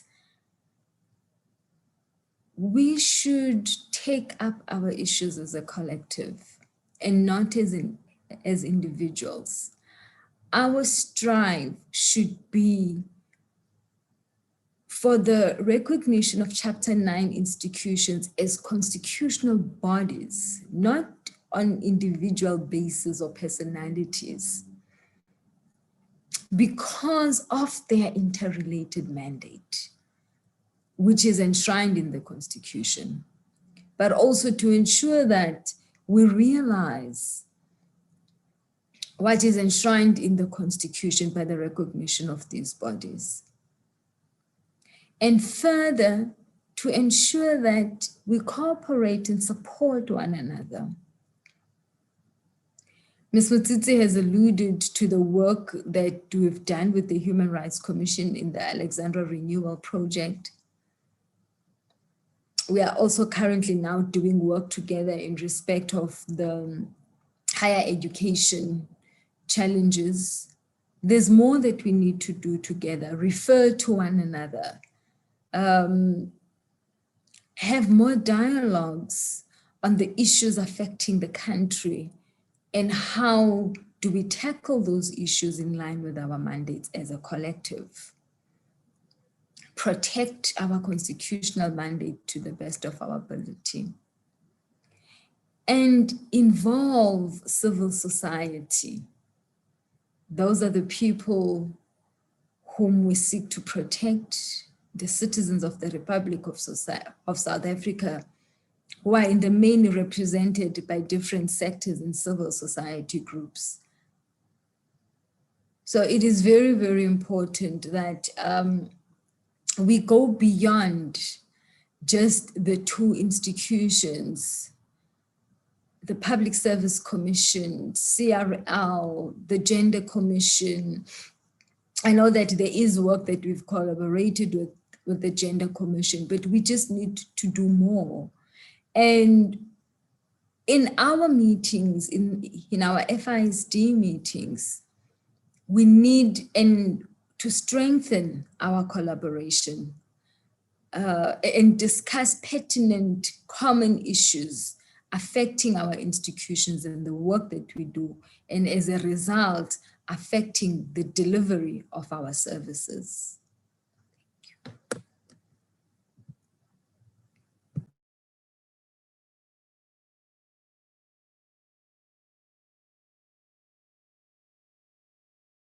There's a problem with sound, Acting Public Protector. You could not hear me. Can you hear me? The last part we can hear you now. Okay. Now, I was just saying that even in our FISD meetings, as we've already started discussing the strengthening of our collaboration as these constitutional institutions, these need to be an agenda all the time where we discuss our work, our mandate, and how it translates to the services that we deliver as individual institutions, and how do we support one another as a collective. Thank you. Thank you so much, Acting Public Protector. I just want to add, Acting Public Protector will always say, I don't want to get involved in these talk shows. I want action to be taken. And I've noted several things that Chapter 9 institutions can collaborate on, and working hand in hand with civil society. There are many issues that we can address together and make sure that at least we bring change, better change to our communities.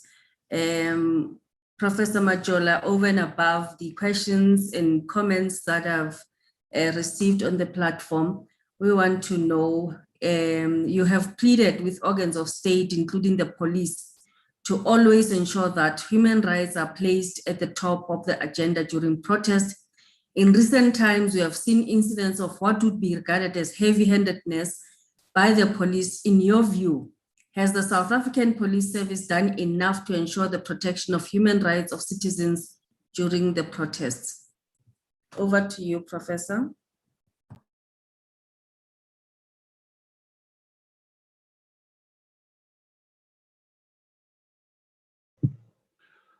Thank you very much. Sometimes we forget these technological highways that we need to get into in order to be able to speak. Thank you very much. The South African Police Services is one entity, but it's got different people inside. There are people who are very keen on making sure that the integrity, the respect, the authority, the effectiveness and success of the police is always shining. So there is an effort within the South African Police Services to do the right thing. But unfortunately, I think that the South African Police Services has kind of deteriorated in the sense that while the one side says, listen, these things should not happen, the other side still does them, you know. So the answer, therefore, is that no, they have not done enough, because they say one thing and then their members do something else. Even when the president says to them, listen, do not beat up these people, just go and help them comply with the disaster management regulations. They pull out shamboks and shambok people and what have you in you know, in the absence of protests. They beat people. They try, I must say, to deal with situations in a human rights compatible way, but always they still have members. It's, in other words, the culture of human rights has not settled in them, and so the actions of probably a fewer number of them tend to paint a picture that is not very good for the police. So the police still have to do a lot more. And the police exist in the communities. They are part of the state machinery that is very critical for the support of our democracy, the rule of law, and everything else. And the police have to do more to work with other departments, with other entities, with institutions supporting constitutional democracy, because they cannot be everywhere at the same time. Sometimes they need to hear from people who do not have any interest, anything to gain from a situation except to see that law and order is maintained. And so working, you know, in other words, bringing themselves to work with those would actually be very, very helpful, and not, of course, they've got to do their work, but when somebody says to them, can we talk about this, it should be much easier for the discussion to happen, because some of these things can be then avoided then. So, but the answer to your question is no. We still have situations where we get complaints of people dying in the hands of the police. There is, for example, a notorious police station in the Western Cape, where, I mean, I am receiving complaints and complaints and complaints that some person, you know, found dead, and the police said, oh, this person hanged themselves, or you know, some such issues, which of course we can't investigate because they're investigated by the IPID. But you still get that.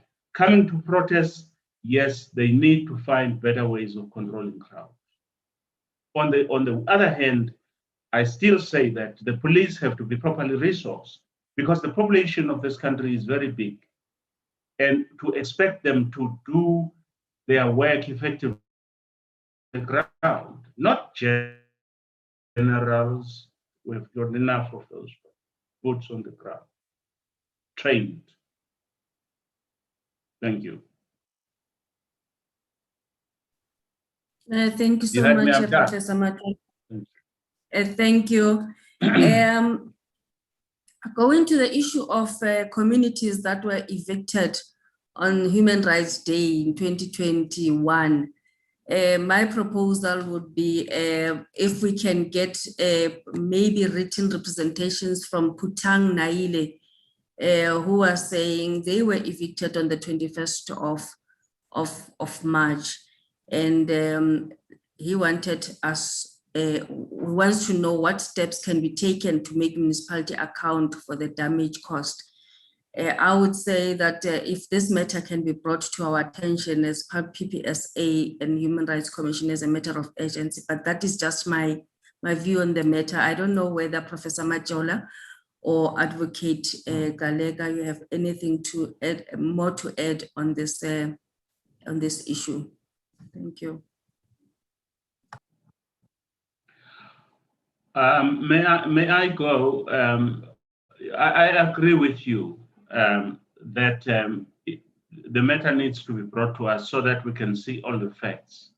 The Constitution actually says, I think it's section 181(2), that all of us, public protector, everybody, we have to be impartial. So we cannot make pronouncements unless and until we have seen what are the facts. This is a complaint, but we need to get into the complaint itself and see what is there before we can say this was wrong, this was right, and what have you. Thank you. Supported. Thank you, Acting PP. To Ms. Litsike, LGBTQ plus rights are violated based on their sexual orientation and gender identity.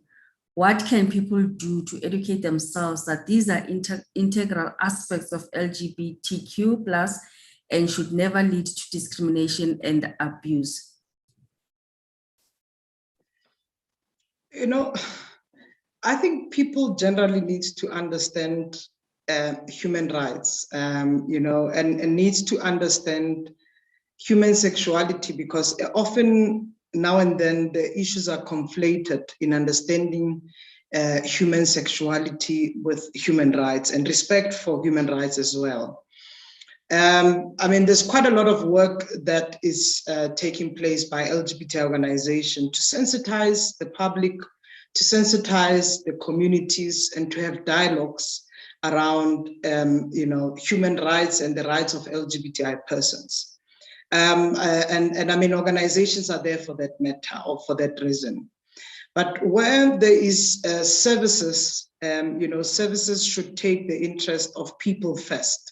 And putting people first is that you will not be discriminating anybody, you know, on the basis of their sexual orientation, gender identity, or sex characteristics for that matter.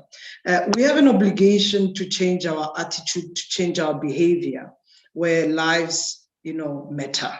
You know, it's, you know, often I find it quite a lot of time where people speak about accepting, you know, the community or whatsoever. I don't use such words as accepting LGBTI community, because it's unacceptable language, you know, where, you know, it is not appropriate to be speaking about accepting other people. It is not right. We all here equally live and exist equally. We all have to coexist with our differences, and where the rights are in place, we need to protect, promote, and fulfill them. Nobody or no human being is greater than the other human being. And I think it's quite important. While we understand or we move with the principle of humanity, it will be even easier for others to respect human rights. So for me, I think it's key. What we have taken as LGBTI organization in Liberty is to then help society, you know, in the quest of tolerance, in the quest of, you know, coexisting, but also in the quest of educating people about, you know, respect for livelihood, respect for rights, and respect for human beings. But I don't think we should even entertain the idea of undermining or delegitimizing existence of others. I think it's about time, You know, when we speak about social justice and when we speak about, you know, social tolerance, it's really about time that we put it in action. Where there's a gap in society, reach out. We are not denying the fact that others may misunderstand, you know, the complexity or dynamics of sexuality. In the past, you know, people never spoken about sexuality or even sex for that matter. And when we speak about LGBTI persons, we must never even just sexualize people. We must actually think about people as people and their rights. The only difference here is because people love others, and that's where we find the intolerance comes in, because of the difference of sexual orientation or gender identity for that matter. So I think there's opportunity to learning, there's opportunity to unlearn habits and behaviors that are actually harmful towards others. So we have an opportunity as a country to self-correct. We have an opportunity as people to self-correct. And we have an opportunity, even as society, to ensure that social or what was constructed in society in this era could take into consideration difference. Thank you. Without forgetting, I had mentioned the fact that the case of that Mpumalanga, who's Mpumalanga youth who spent 1 year in a juvenile facility, will be followed up, and we can, I hope, Ms. Litike, we can contact you for further details regarding that matter. And we're happy the issue, to work with you there, sure. Yes, I've also noted that we should work closely together, Chapter 9 institutions and civil society, to understand why our LGBTQ rights are not protected. So those are the issues we can take forward.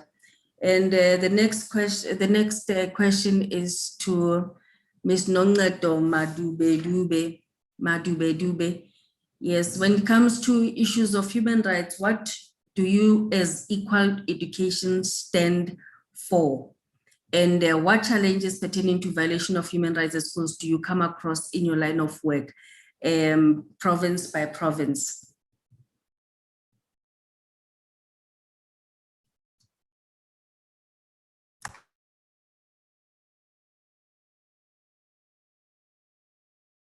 There's a sound problem, Ms. Madube.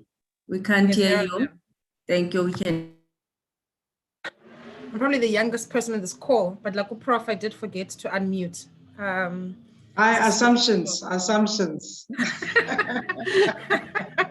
I'd said I've answered most of those questions, but I think fundamentally just to clarify that I think what learners and the members of the school community and young people are arguing for right now is the protection and the advancement of the right to basic education. And I say protection as well, because I think it's crucial that while South Africa is understood as a middle income country, and therefore the interventions to basic education are sometimes that, we know the state doesn't have capacity to make these schools into what they're meant to be. So let's look at other partners that can come in. But that directly infringes on this right of a public good. And so we are working on protecting basic education as a public good, but we're also trying to determine the things or the indicators inside of our education system that make us feel like we go to a school that is conducive and safe for teaching and learning. And then we highlighted some of those issues like scholar transport, infrastructure is a major one, learning and teaching material support, food is a major one for the moment, and access to water. And just to end off is that learners and young people that are organized with equal education also understand that the conditions of their schools mirror the conditions of their communities. And so when we call each other activists, ourselves activists, it's because we also understand ourselves to be thinking quite intersectionally around the rights. So we are interested in sexual and gender freedoms inside the code of conducts of our schools. We're interested in looking at where do the 58% of learners that don't get to matric go to? we're looking at unemployment inside of our school communities. And the most major issue at the moment, I think, is just the right to food. If anyone leaves here with an urgent cry from Equal Education and a garnering of support and mobilization, is to help us talk to our government quite deliberately around access to food for children inside schools, especially those in rural communities. But Ntori, I'm done, I promise, after this last point. You asked this question around what issues and in which provinces. The fascinating thing about being a movement that's organized in 5 communities, in 5 provinces across the country, is that we work both in urban and in rural provinces, but the issues overlap. So the sanitation crisis that we are arguing and fighting for in the Eastern Cape around pit latrines manifests itself inside Gauteng, for example, where they've got a massive maintenance issue around bathrooms. You do find schools at Tembisa where one toilet is working for the entire school. And so there's a building and a sort of dropping of the barriers around the rural and the urban struggle, which is something that I think this generation of South Africans are going to have to take forward quite deliberately, because development looks different, but the issues are the same. And so as I end off, my last thing again is to invite folks that are inside this conversation and Chapter 9 institutions to think quite deliberately about creating space for civil society to plan together what the agenda is going to be for the next couple of years. We have the testimonies and the experiences of learners and teachers and school community members. We've got the research as empirical evidence to support these kinds of testimonies. And so I think there's amazing amount of work and pressure we could apply and progressively do together over the next period. And I think the COVID moment, the global socioeconomic pandemic, it wills us. I don't think we've got any other choice but to be in each other's gums and supporting the struggle for quality and equal access to education.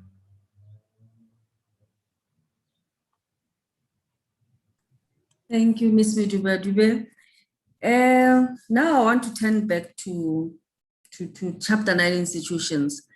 With Public Protector having remedial actions that are binding on the state, on any state institution, and with the Human Rights Commission, which have ability to approach courts of laws and litigate cases. And now these Chapter 9 institutions are faced with budget cuts. I would like to know from Advocate Galega and Professor Majola, how else do you see your role in assisting the civil society in the challenges? Today, we just spoke about a few. How do you see yourselves coming in, alleviating the pressures and challenges that they are faced with on a day-to-day basis? I can start with Advocate Galega.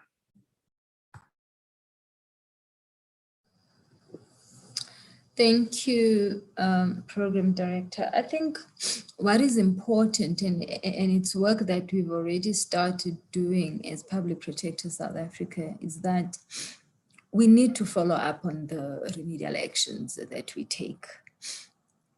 And we need to realize that the weight of our existence is in the impact of the decisions that we take at the end. After the matters have been reported, we've investigated, and we've made findings and remedial actions.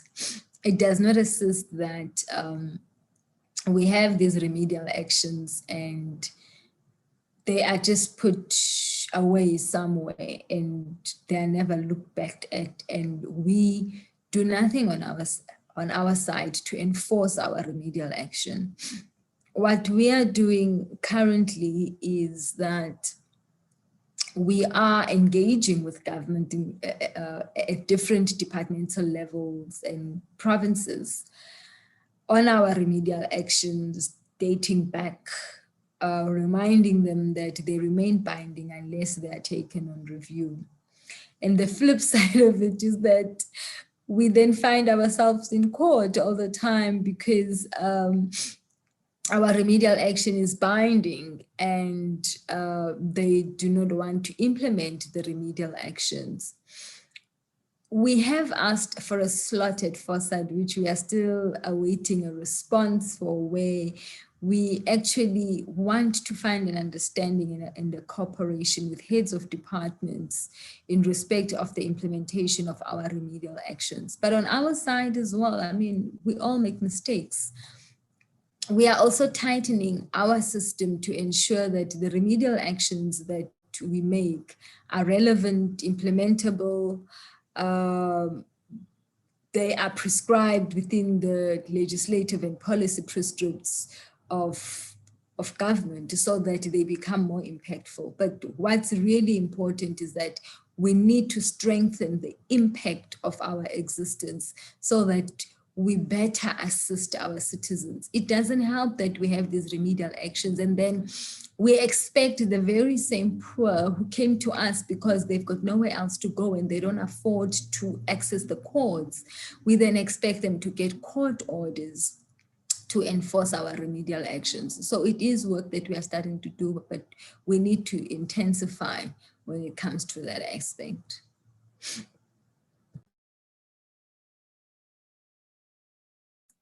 Thank you so much, Advocate Gcaleka. Professor Majola.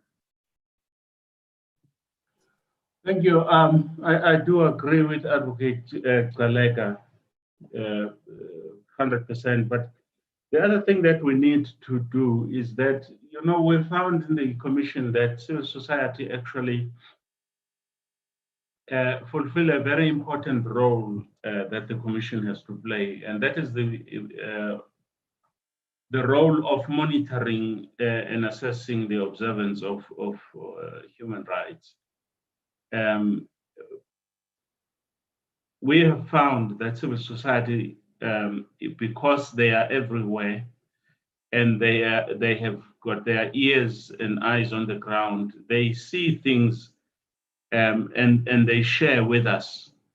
We are, for example, trying to develop a stronger relationship with, for example, the Treatment Action Campaign, because they have got their members there, they are on the ground, they've given us valuable information, for example, in the Eastern Cape with regard to access to healthcare, you know, under the pandemic and so on. And so you can also use the information that they bring in order to bring litigation. You can you can open doors or change the situation on the ground by then engaging with the relevant departments. For example, under the lockdown, there was a deliberate government decision that they would, as they put it, decant hospitals. In other words, people who are not coming in for COVID were kind of nicely discouraged from going there. And as a result, people who are members of the Treatment Action Campaign then could not have access to their regular chronic medication.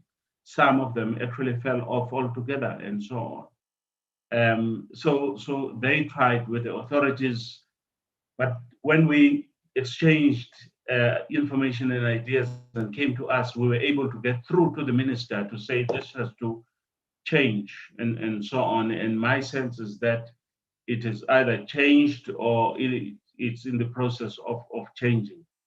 We can call for information, because once we open an investigation, we can demand information.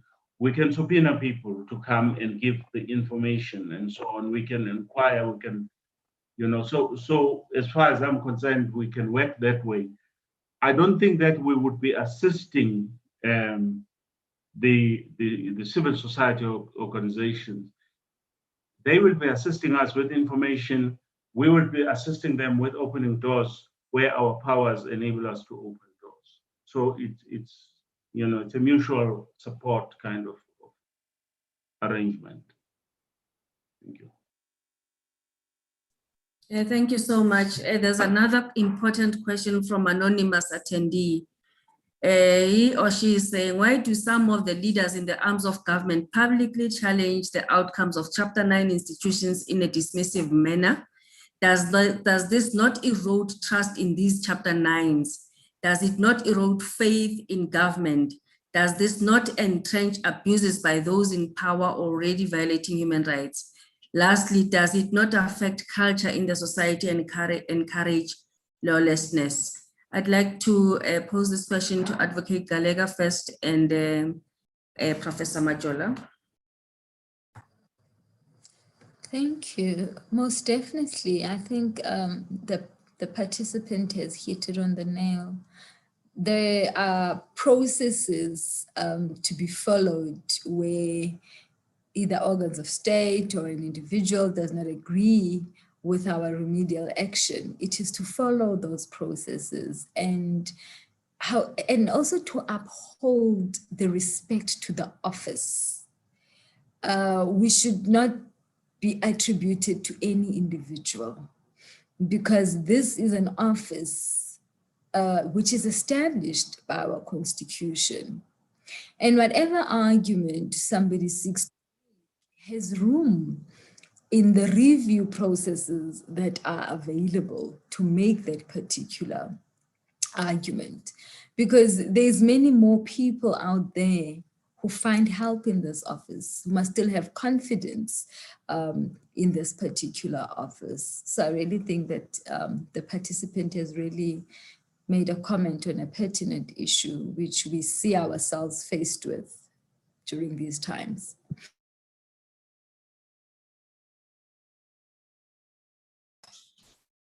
Advocate Majola. Yeah, I think it's an excellent question. And I'd like to thank Anonymous for asking the question. But I think Advocate Galega has really hit the nail on the head in answering this question. The fact that a person is in government and in control of public resources does not mean that the person has to use it in a my way or no way. You know, the law allows people to take decisions on review when they don't agree with, but there is also a tendency of personalizing decisions to say, no, I'm not going to allow the South African Human Rights Commission to tell me this and what have you, and therefore I'm going to go to the judges. In other words, I don't think that I've got prospects of success, but just to give them a run for their money, I'm going to take them to what we call. In fact, that would be wrong. That is what undermines the integrity of the law and the constitution when the attack on the decision is not well grounded, but is based on personal feelings that I am the minister of so and so, so you dare not tell me that I was wrong in doing it. I'm not saying that ministers are doing that, but I think they have an obligation, because they are using public funds. They've got an obligation to use them in a prudent way and not use them, you know, to pursue goals that have nothing to do with the calling of their officers. Thank you. Thank you so much. Before I call upon the Chief Operations Officer to summarize the discussions and close the webinar, I just want to note comments by Malatsi Koko. He says people who acquired land, who acquired their land through restitutions are suffering under Department of Rural Development Land Affairs to acquire post-settlement assistance. Officials need to benefit from the grants. If not, they would not be, I think it's released or realized, something like that. And then the second comment from Malatsi Koko is that in Mpumalanga, Middleburg, police officers are colluding with criminals who illegally sells land which is owned by poor families who cannot even afford lawyers. Cases are closed without any investigations done. Some officers have got sides, especially high-ranking officials, even build structures. I'd like to invite Malati Koko to submit these issues in writing to either Public Protector South Africa or Human Rights Commission in writing, so that, and give us specifics so that they can be followed up. But these were comments, and I wanted to at least acknowledge this comment and bring to the attention of the leadership of what's happening out there in Middleburg and in about reports that we get against the government officials. On the last, Ms. Mutsitsi, just before you hand over to the COO, if I may just please emphasize, and also to the attendees, when submitting these complaints, we humbly request that if you are submitting to the Human Rights Commission, submit to the Human Rights Commission and not to all the institutions. How we work is that as soon as we realize that it's not our mandate, we then refer it to the relevant institution. Now, the challenge that we end up being faced with is that you find both institutions, or even more than two institutions, investigating the same complaint because the complaint has been submitted to all the institutions. So I would humbly urge the latest comment that if you do submit, kindly submit to one institution. And if there are any aspects that the other institution is of the view that must be dealt with by another institution, we do communicate and we do refer to one another. Thank you.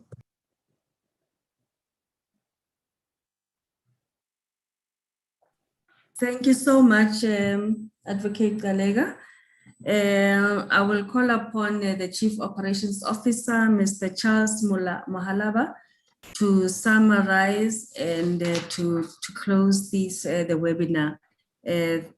Before you leave, can you all switch on your cameras, because our media persons wants to take a screenshot of everyone. Thank you. Over to you, COO. Thank you very much, Ms. Mutsitsi, our facilitator. This has been indeed been fruitful discussions and insights into what is the role of the Chapter 9 institutions in strengthening our constitutional democracy as far as human rights are concerned. And I think all of us have benefited and learned from these discussions. I must indicate, facilitator, that we shall be issuing a report as the Public Protector of South Africa that deals with the socio-economic issues in Alexandra very soon, as that report will definitely be issued by the Public Protector. And I think that report really deals with issues around issues of maladministration, but indeed we are closely working with the South African Human Rights Commission. And I think the joint investigation by the two institutions really reflects our efforts in working together with the Human Rights Commission in addressing human rights matters, including any other form of maladministration. Indeed, the chairperson of the Human Rights Commission is correct that there has been lack of responses from the government department. And I think most of the time when government is called upon to engage with us on the many matters that are being investigated, certainly government has been found wanting. And most of the time, the Public Protector has been forced actually to use its legislative powers to issue subpoenas, either against the various ministers or DGs and other senior government officials. So indeed, we end up being forced to issue subpoenas for us to receive actually the necessary collaboration. But I think a program director, indeed, the role of the Chapter 9 institution has been reinforced and confirmed by these discussions in terms of how then to realize the rights as enshrined in our constitution. There's been various indications that there has been litigation, which litigation seeks to challenge the outcome of the investigation, either by the Human Rights Commission or the public protector in terms of the criminal action. The fundamental question, which I think we should be able to ask ourselves, is who is the loser at the end of the day in these court battles? And who is the winner in terms of these court battles? Is the litigation addressing the fundamental issues that have been complained of? And I think those are questions that those who seek to overturn the outcomes of the reports must really ask themselves going forward. Because most of the time, the issues that have been complained of have been continuing, and our people have continued to suffer the prejudice that has been complained of. It's important for me to also reiterate the statements by our panelists, most importantly by Prof from the Human Rights Commission on matters of greater collaboration. The thread that I see coming out of the discussions is collaboration, and more collaboration, Program Director. Indeed, it will seem as if the government is not listening to the Chapter 9 institution. Is this a reflection of the role which is being eroded by the institutions? I think not.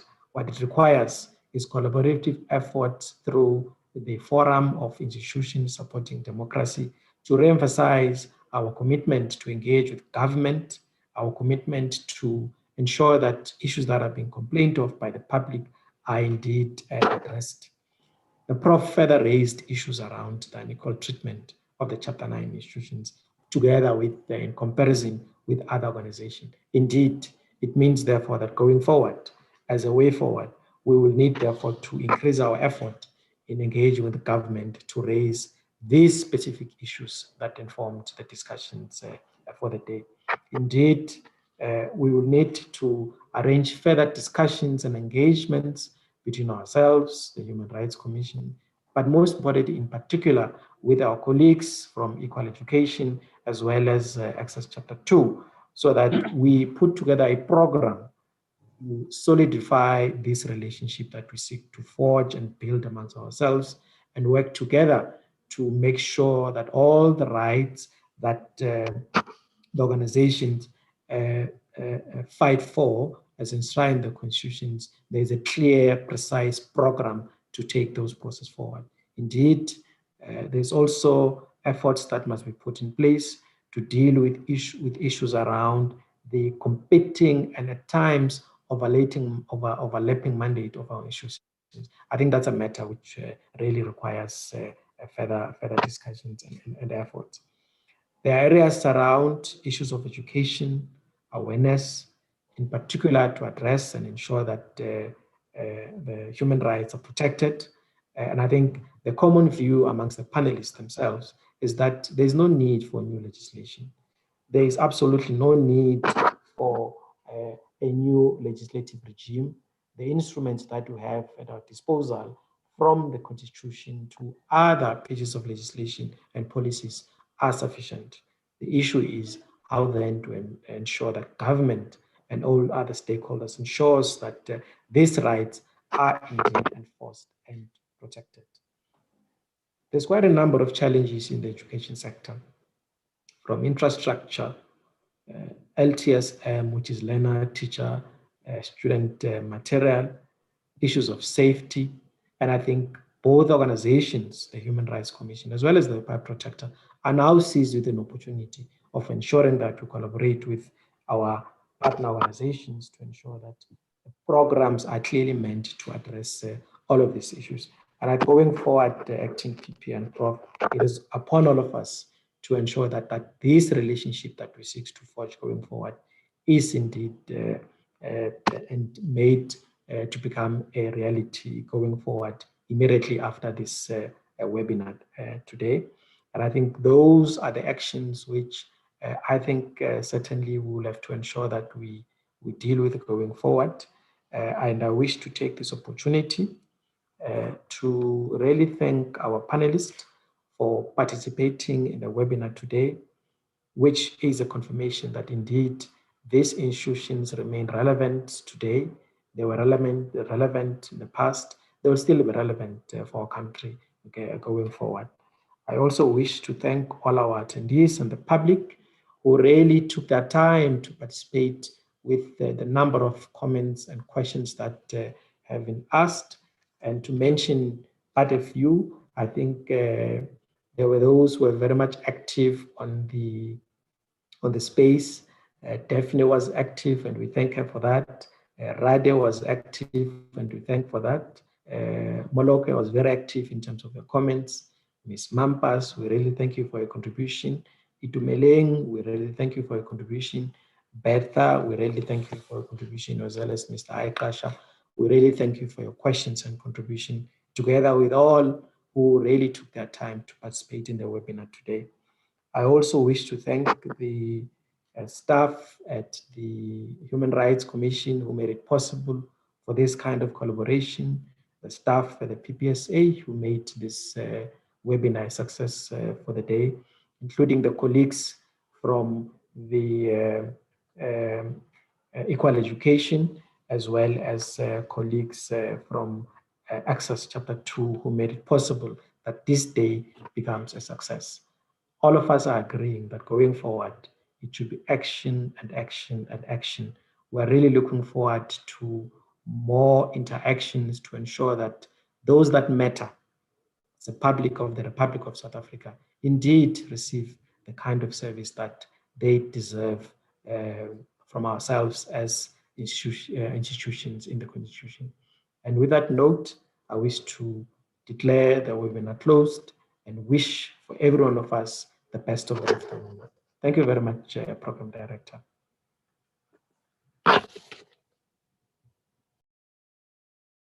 Bye, everyone. Thank you. Thank you very much. Bye. Good afternoon. Thank you very much. Have a good afternoon further. Thank you very much, Interesting. It was good sharing. Thank you. Thank you. Bye.